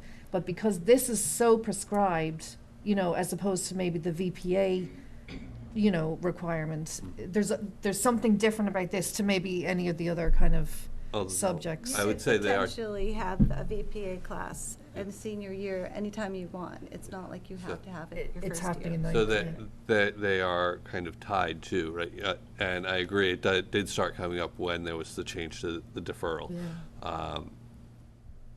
And I say it's tied because we say that, the classes are determined based on enrollment. Well, because of that lack of flexibility in freshman year, our students are choosing to not continue with certain classes, which is impacting that enrollment. So it self-fulfilling. Yes, Yeah. yeah, it is a self-fulfilling prophecy, right? So I did want to talk a little bit about the DOE requirement of the Mass Core requirement for VPA, Visual and Performing Arts. And that is, they do recommend a full year credit. That means not just a full year, but it could be less than a full year potentially, but they want to see a full year of credit. And I have confirmed that with someone from DOE, and I think Dr. Chu has received an email as well. I think what they're communicating in the Mass Core is 1 unit, or could be a year, could be a semester, but the most important part is it fulfills the standards. It's meeting the standards. Yeah. Indicators that they're- I actually still feel, I spoke with, I think it's Niall. Yeah. And my question was actually focused more on, DESE was claiming that we were self-reporting, that we were meeting the core requirements by 100%. And so that was my first question to him. I said, can you tell me, we are being told that we are self-reporting, and there is no place for us to report this information with all of our data. And so he pointed me to where they were getting that information. So one of the pieces is that in their process, they say that they collect the SIMS data and they validate the student course enrollments. Selection, yep. However, they haven't been able to start validating the student course enrollment piece yet. So this whole time, we thought they're taking all of our SIMS data, and then they're seeing exactly what kids are taking, and then they're telling us that we're meeting at 100%. But what they're seeing is that, no, we're saying 100% of our students are graduating, having taken what we believed is the Mass Core requirements, because because I think there's still interpretation as to, are you meeting the standard or are you not, right? And then this whole time, I'm assuming, which you know you don't do that, right? Assuming that they're actually validating that data. Okay. And he confirmed, oh no, we haven't been able to do that yet. They haven't started doing that. So they do believe that we're self-reporting by the way that we code our graduates, and they're not double-checking that with the courses that they're taking. So that does leave it back to, okay, it's been our interpretation. Yep. Now, Which is the digging you're doing, Lori, too. So this is the email response from DOE. They said, regardless of seat time, as I stated below, the course should be the equivalent of a year-long course and have the same credits as a year-long course for Mass Core purposes. Now, a year-long course is 5 credits. So that seems pretty clear to me. There's just an additional, I just want to be clear that there's an additional sentence there Right. that says it's really about the standards and Right. content. That's actually a different email. But that's my problem with DESE, honestly, is that even this one individual who I was so thankful that he was so helpful helping me finding that direction, but that one individual, and even the same thing happened with other communications with other departments previously, where the same individuals say different things in multiple emails, sometimes depending on who they're writing to and what the question is, sometimes it's just based on the same conversation. Because what I did is I actually forwarded the conversation to this individual and said, there seems to be confusion here. Can you please point me to where I'm going to find this information? And that's when he said, oh, well, we don't validate it. We don't do that. I hear you. I hear Lori, Yeah, and I hear what 100%. you're saying too, Bill. I still think that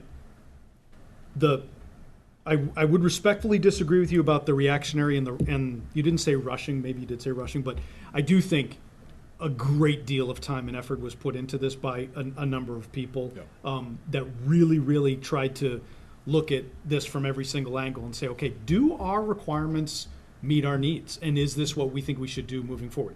There was no directive for them to find a change, right? I mean, it could stay the same. They could have come out of their process saying, nope, we think this is actually solid. But they came out with a recommendation that brings, at this moment in time, brings wellness, I think, to be more in line with what we do see other districts doing. Now, I know that's not necessarily always our model that we're looking at, right? But depending on which definition of the VPA piece, in both cases, I would say wellness PE at 12.5 is exceeding the Mass Core, which I don't have a problem with exceeding things.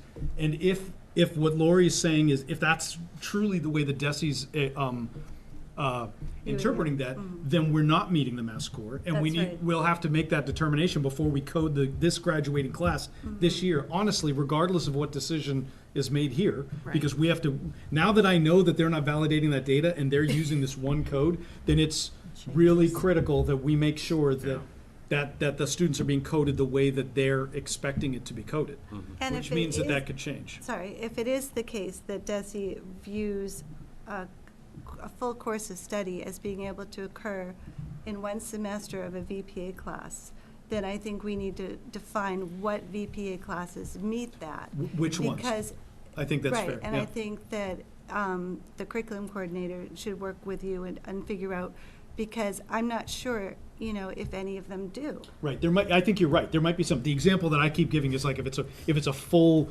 full subject area in So ceramics or something to that effect. Ceramics 1 Right. is also followed by another semester of ceramics 2. Right. So is it one semester or is And it we both? all know that a full year of an experience is much different than a semester worth of experience in terms of the level of competency, understanding, and overall educational validity. I think the math is wrong.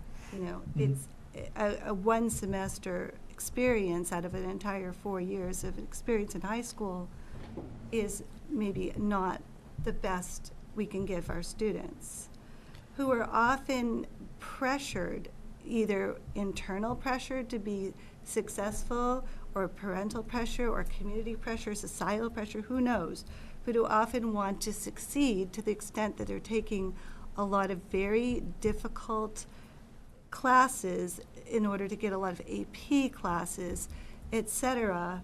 And perhaps it's not in their best interest to have such a narrow focus when high school is more of a well-rounded situation rather than college. I mean, this isn't something where you're not majoring in a subject area necessarily. You are just getting a well-rounded experience for the rest of your life.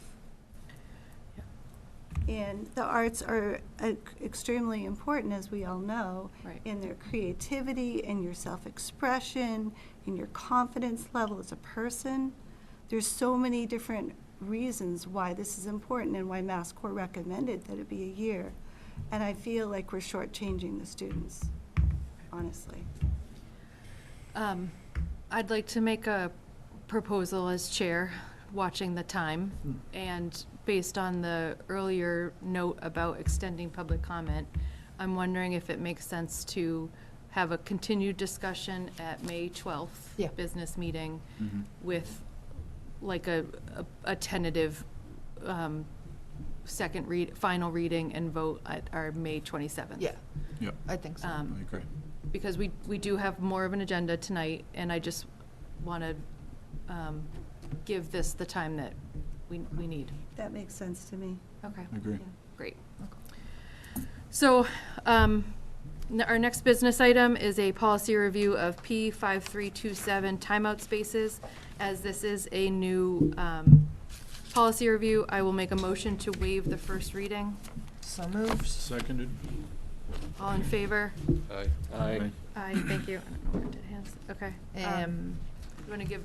I'll just give a brief overview. So, we are introducing a brand new policy, P5327, a policy on use of timeout spaces. This is a policy that kind of has been, spoken about, and there's been conversations happening for the last kind of 2 years, 2 to 3 years in particular, not just in a district level, but on a statewide level. And nationally. Yeah, very true, Sean. But I think in the last year in particular as well, or 2 years, DESE has really kind of stepped up that conversation. And so working closely with our Director of Special Education and Social Emotional Learning, we totally need an anagram of some sort for his title. We have, this hasn't happened just overnight. It's really been a long time in the making. Sean, has obviously been working with CPAC the last couple of years. And then this is something as a policy committee, we had many discussions and many hours of really working very closely with Gerard on what this policy, A, first of all, was needed, and B, if so, what would it look like? And so this is just, obviously the first initial draft for you guys to look at and review, but I will say that it is connected very much so with the I'm always getting these ones wrong, 603 CMR 46 and 603 CMR 18 that DESI is currently talking about, and actually has a public comment open period right now, and it's closely aligned to what they're already proposing, the changes and amendments on a statewide level. So this is really just kind of codifying something within our district, and kind of setting expectations for the use of these spaces in Westford. So feel free to have a read. Any questions? You can reach out to myself and Larry or or Jura Coughlin, and we can look at having a next discussion on it at our next meeting. And just to note that it will open for public comment tomorrow, and it will stay open for public comment for 12 days until May 14th. Did you count election day? Because the policy really says 12 business days. I went back and checked. Oh. May 15th. Thank you. Well, the town hall is open, so Schools are open. schools are open, like could it's, still count. yeah, It is a business day. it's a business day as opposed to a school day is the difference, yeah. So. I know, but in our world of business, I don't know. You could go Yeah. ahead and err on the side of caution. Yeah, You're yeah, right, Yeah, but you're yeah, right. we'll keep it open until Okay. What was that, May? May 15th. Thank Just you. to keep Val happy. Well, careful now. I might get into policy next year. Go for it, you can have Bella's it. like, no, not for this. I know she wouldn't. Catherine, can I ask a clarifying Yeah. question? I noticed that part of the parental consent requirement that's added in there on the third bullet, it mentioned documentation from a licensed mental health professional or physician that agrees that the support is required of the student and will not negatively impact the mental health status. Is that something that the state is considering? Because their amendment is, like you said, under construction. I don't think they're gonna be reviewing it until May 2nd. It may not. We took all their proposals and kind of discussed it, but even that point itself, that could be a school psychologist or an adjustment counsellor. Maybe it's something we can clarify or discuss more, Courtney, if you And want. Courtney, to extend Yeah. on that, they're talking about seclusion in that In that amendment, too, correct? yeah. Well, we don't have any seclusion. Which, yeah. Seclusion's Right. unlawful. Yeah. But- This is but we're- just but- timeout space. But Yeah. we're talking about rolling this into timeout space, so just, Yeah, okay, yeah. yeah.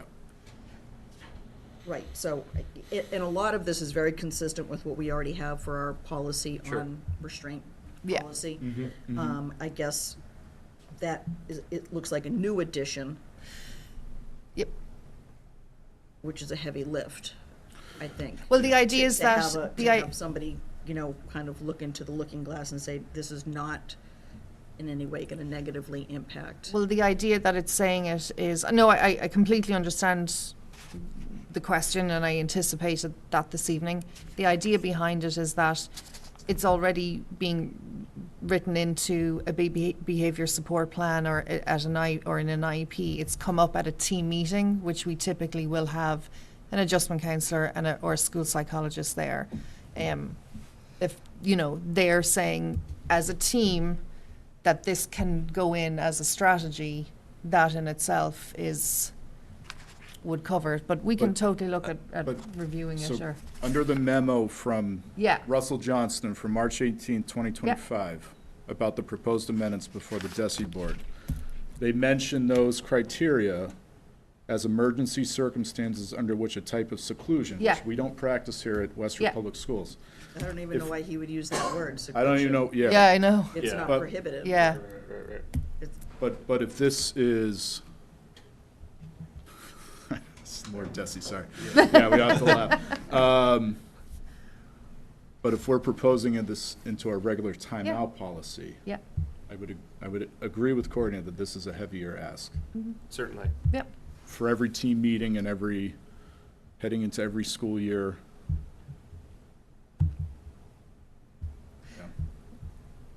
I think right now, Yeah. our practice is that certainly if this is going to be written into a plan, it goes into a behavior plan. BCBA's write the behavior plan. All behavior plans should be signed by the BCBA and by the parent or guardian or caregiver prior to its implementation. And that's and then, of course, anything that ever gets signed can always be retracted by any party. Is it specifically that second half of the sentence will not, like that, that's a loaded sort of phrasing for anyone, right? To say like, will not negatively impact the mental, like, how do you know? Is that, I guess, that's something that, is that what you're saying, Courtney, that a BCBA would be unqualified to make a statement like that, so therefore? They may not be comfortable making it, that it will not. I don't think I don't think it would be in their wheelhouse for a Right. BCBA to make that statement. The BCBA is taking a look at the behaviors and saying that this is an appropriate strategy for the student under these certain circumstances, and everybody signs off on it if agreed upon. This part just kind of takes it the next step. I don't know any one of our staff members who's going to put their neck out name to there it. I get you, yeah. in terms of, Signature this on is there. not going to, Signature. especially in light, I'm sorry, of the comments that were made during our last meeting about, taking responsibility yeah. for mental health demise after graduation. Sure. So I don't, Yeah. this is just a heavy Yeah. pill to swallow there. Okay. What's policy subcommittee's schedule? We are due to meet next week, although I think we'll try and squeeze it in before Sean departs. And Take public comment later. So I think And the other piece to keep in mind is that during our last review for TFM, all of the timeout rooms were very clearly photographed, videotaped. Right. The principals were interviewed, and so we didn't have any findings on that. We are having yet another round Another review. Yep. coming in very soon, Yep. mid-May? I want to say May Yeah. 10th, 11th, 12th. So, I mean, it's very soon, quite possibly, based on what they're discussing at the state level. Might they have more recommendations for us that Sure. we're not aware of? I don't know. Yep. No. Yeah, and we discussed Discussed that that, with yeah. the Director of George. Special Education and Social Emotional Learning. Yeah. And I guess where we came down on this was that it's worth having a policy in there, and then should the state come in and tear everything up and tell us that we're supposed to be doing X, Y, and Z, then we can always go back and amend it. Yeah. But maybe that particular bullet point, and I Yeah. appreciate having our former special education director with us today Yep. to get an extra set of eyes on this. That's the Look whole at point that of fourth this bullet process, point yep. and see what type of imposition yeah. we're really putting on the staff Yeah, and yeah. whether or not, you know. Yep. No, absolutely. So. That's the whole point. Okay. Great. Cool. Okay, thank you. Next up, you should have a memo in your inbox and in the packet. This captures couple discussions that happened at the Finance Subcommittee to consider adjusting the early arrival payment schedule and programming to give elementary families a little bit more flexibility as the start times change next year. Really, I know my initial instinct for this was if your workday routine gives zero flexibility and you have to leave Westford and start your commute at this time every day, you might not have the luxury or privilege to be able to wait and see what the bus timing flushes out to be. And so I wanted to be able to give families a chance to say, you know what, no matter what, I need early drop-off, and we're preserving that 7 a.m. start time. But I know I need it starting the year, but I'm willing to see how sort of the bus timing shakes out, or to just see how my child adjusts to the start time. And so we're trying to break up that, instead of the $500 per year for the whole program, which is what we've done for years and years, you could now sign up basically by the elementary terms, which is like the report cards. So I put the dates in there, and I don't remember them, but it's, basically August to November. You could say, at least I know this is my family's morning routine for the next couple months. There is a nominal administrative fee that we discussed adding on top of that. So if you did choose the 3 payments per year instead of the pay in full, Just as typical sort of in other places in our life, you end up paying a little bit more than the prepay in full for the year. But really, we hope that this gives families a little bit of that flexibility if they need it going into next year. And we also discussed the fact that like keeping that overall fee fixed this year because this is a change that Yeah. we have done, right? Yeah. But acknowledging that that fee hasn't been really adjusted in a number of years. So Yep. going forward, it may be adjusted to reflect actual staff costs and things like that. But for this year, we wanted to keep it pretty level. Yep. Any other questions or discussion on that, or motions? Motion to approve, what is it, SY 25-26 early arrival payment adjustment. Second. Okay, any final thoughts? All in favor? Aye. Aye. Great, thank you, appreciate that. And last but certainly not least, a Q3 financial report from Director of Finance, Jenny Lynn. Don't walk on this now.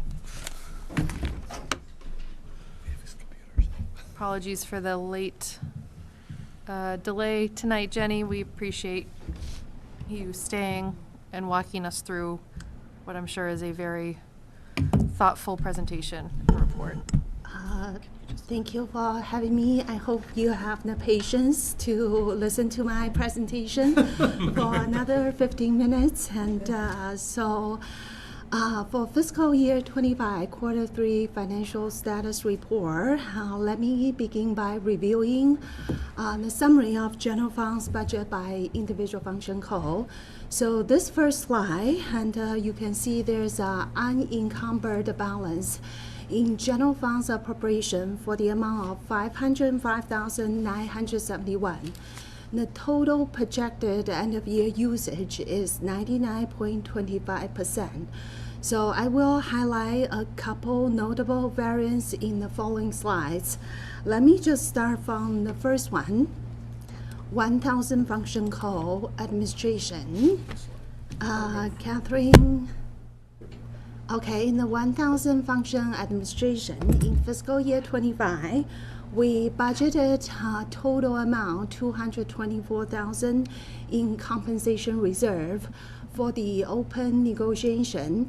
At the end of the quarter 3, we already fully redistributed this amount to the appropriate function code.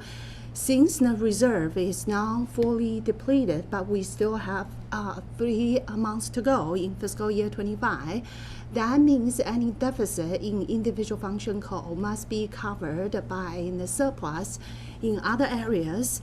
For example, if we incur some deficit in the facility area, we might have to use the surplus from the salary budget line to cover the deficit area. Usually, we do not do any like budget transfer between the function code. But as of this point, once the reserve is fully exhausted, we have to do the budget transfer between function code. So next one is the function code 2000 instructional. This chart is a summary for combined Unit A salary. Nurse is part of Unit A, but nurse's salary is not included in this summary. I only covers the regular instructional position, such as regular classroom teacher, special education teacher, speech and occupational therapist, librarians, guidance counselor, and psychologist. The total end of quarter 3's available budget here is $671,000.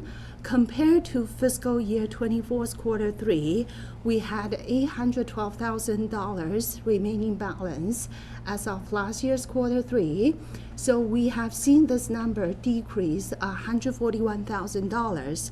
This is actually an improvement because we have seen we have fewer teachers and other staff who have taken a leave of absence. Whether it's a short-term leave or long-term leave for this fiscal year, So fiscal year 24 was marked as a fiscal year. We had a really high incidence of absence requests. So administration continues to actively monitor the absence requests for this fiscal year. So it's encouraging to see that we have fewer substitute needs for the classroom, and we have more consistent and dedicated classroom instructional and regular teacher teaching time. So that's a great thing to see from the data. Move to next one, still under 2000 function code. We will look into the 3 years historical data for our teachers substitutes. So for teacher substitute, this is actual spending because we do not usually encumber for the subbing costs since the unpredictable nature of absence request. So in fiscal year 24, we increased the subbing cost from $90 per day to $100 per day. That's why you see a jump in fiscal year 24. For fiscal year 25, we spend lower than fiscal year 24. So the data is telling you the same story. We have fewer staff requests for leave, and we have improved staff attendance. So this is really a good thing because we always talk about students' absence.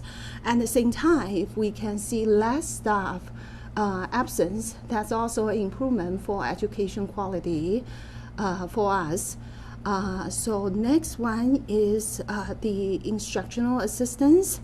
The available in this function code is 65,000. We currently have 141 full-time FTE for educational support staff in the system. Next slide, please. That's 3,000 other school services. I will focus on the function code 3300 transportation.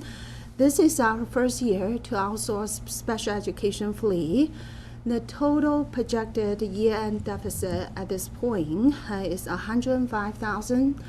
That's mainly due to higher than expected special education transportation costs.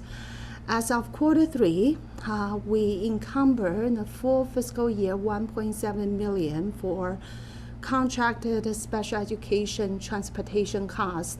However, as of quarter 3, we only received 4 months bill from September to December. So because the D-Bus really have delayed their invoicing process. So our special education department already follow up with D-Bus. So we just received January and February's bill right before April vacation. So now, the methodology we are using is use the actual daily expenditure. So we times the remaining days of the school year. So we come up with this projection of a projected end-of-year deficit 105,000. If this projection remains the same, we will have to use other surplus to cover this deficit area. Jenny, can I ask one question on that? Yes.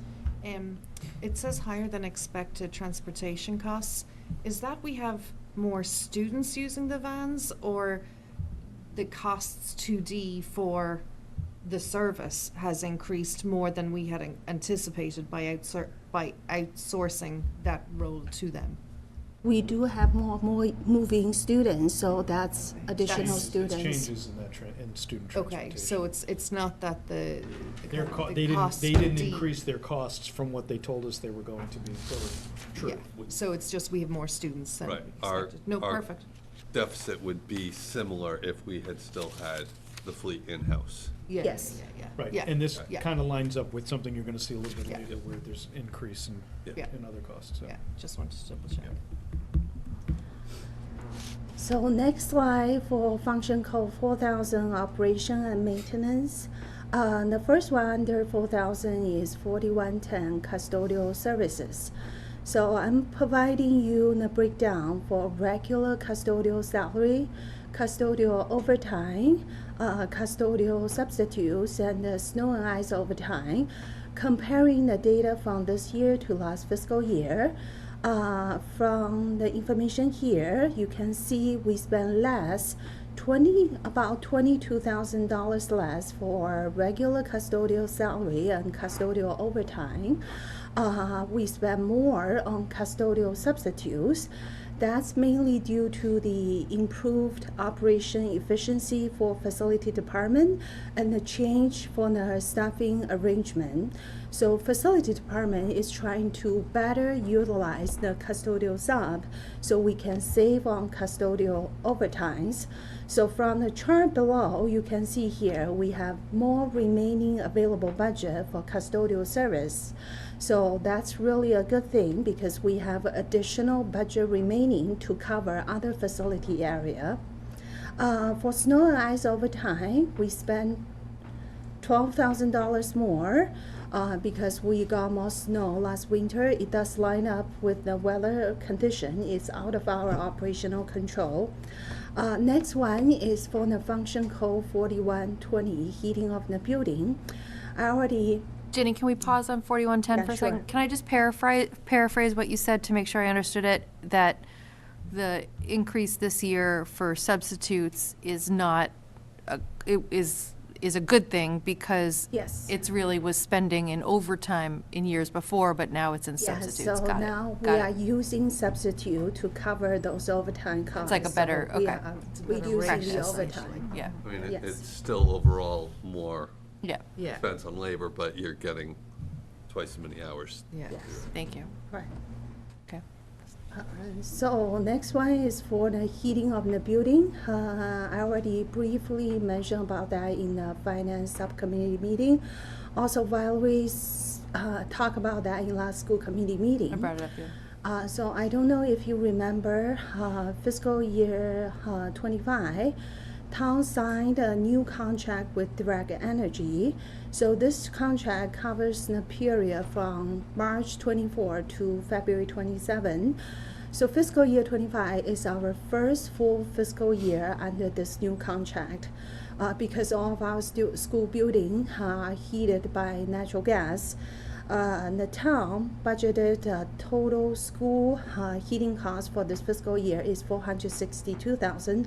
However, as of quarter three, we already spent $452,000, which is already very close to the budgeted amount. But we still have a whole 3 months to go, and so this, based on the current increase of the projection, we will have projected a deficit for heating costs by the end of the fiscal year range from $150,000 to $250,000. This is adding additional pressure in our general funds operating. So next step, we need to ask facility to increase the encumbrance in the system for this $250,000. Hopefully, we have more like warmer weather, just like today, and we have to think about the cost control methodology, such as reduce the temperature down, and so we can save something from the heating costs. Yeah. The good news is for the next slide, and for our 4130 function code utility services. For our water and electricity costs, the town also signed a new contract for electricity. The projected budget increase was $93,000 more than last fiscal year, but we actually spent less than fiscal year 24, so we still have available budget $345,000. So hopefully by the end of the fiscal year, we can use the surplus in the electricity to cover the deficit for the heating costs. So we can just balance out for the heating and utility cost. For other function code under 4,000 from 4210 to 4230, maintenance of ground, building, security and equipment, the spending level remains relatively consistent with last fiscal year. Next one is function code 9,000, special education tuition. This is an area I would like to emphasize, and comparing this year to last fiscal year, since we have seen a significant increase for our special education tuition cost. After we factor in the total offset from 2.4 million circuit breaker and the grant 240's $820,000, this chart gives you the general fund's financial trend.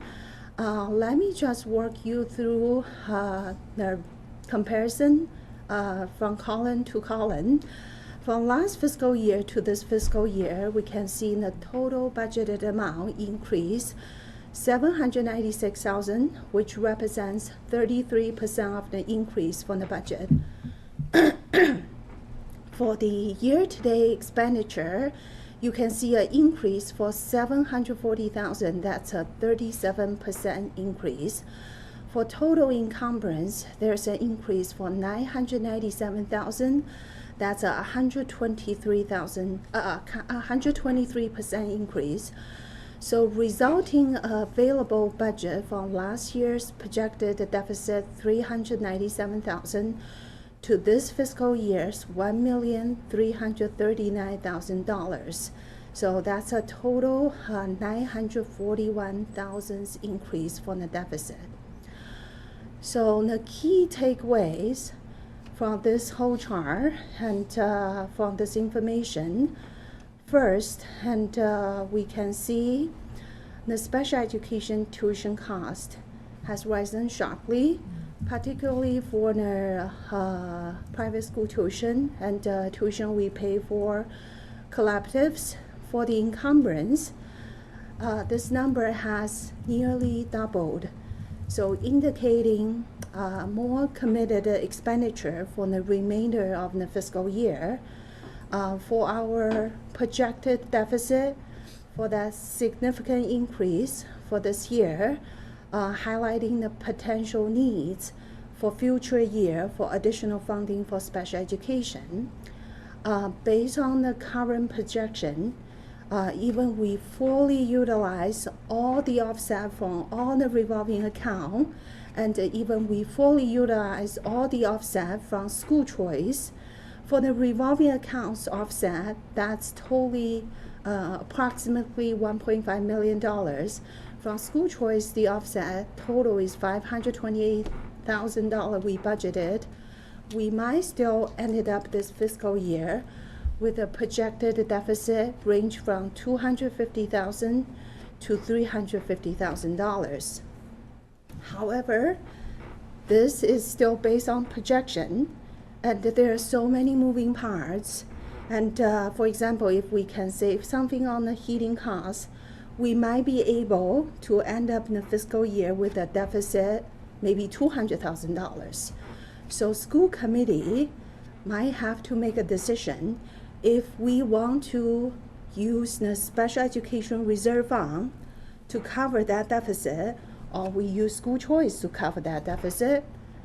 So do you have any question here? I mean, I think, I think it's a conversation I think we should be having with our town partners as well, because as one of the things with the budget task force was the education, the general education with the community about how difficult it is to make these projections and, budget for this. And so, this is not like discretionary spending, this is pure, like out of our control. And it's here to stay, Yeah. like these numbers aren't changing. And there is, I know there is something at the state level about the fair share supplemental funding. There's a proposal to increase some of this. Obviously, that's not a sustainable fix, but it would help, in this year.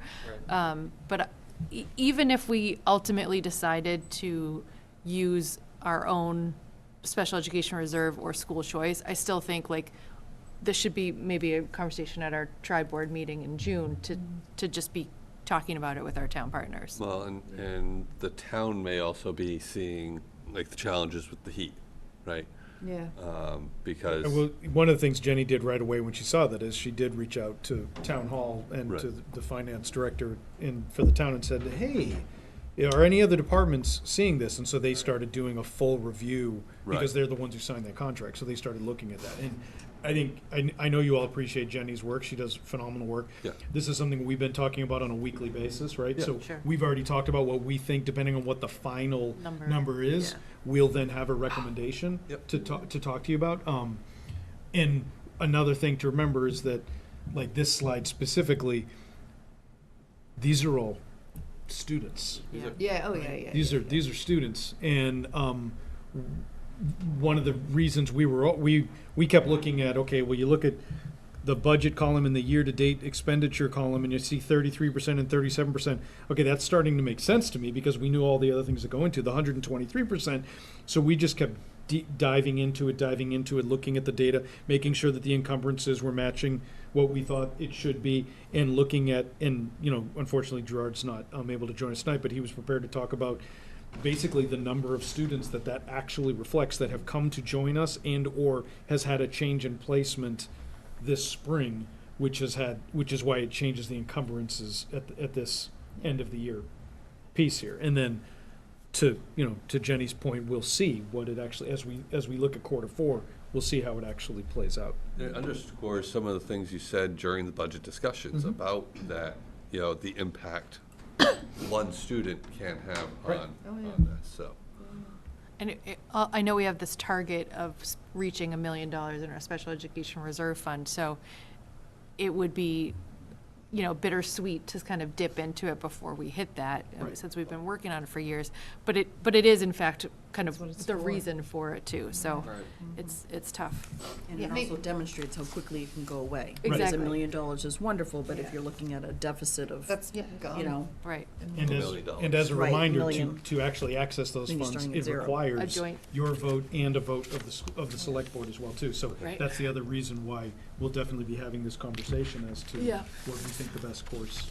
I mean, is it an option, obviously, we're not deciding tonight, but where you kind of take funds from both places, so you're not completely depleting our reserve fund, the special we can- education, so. We can look into Well, see what the appropriate Yeah. expenses are, and Yeah. yes, we'll again, when we know exactly what Exactly. that number is, then we'll Yeah, have yeah, a yeah, recommendation. yeah. And I mean, I think, again, we've demonstrated all of this good work with our targets and our Exactly. NGFG.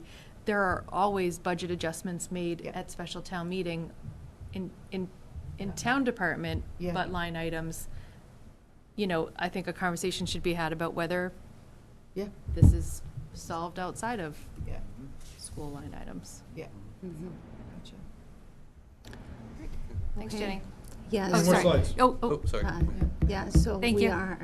are very closely monitoring the general fund's operating budget. We will keep you updated. So after that, let's jump into the federal grant and state grant for Fund 0255 federal grants. For fiscal year 25's Title I funding, we will receive $100,000 for this fiscal year.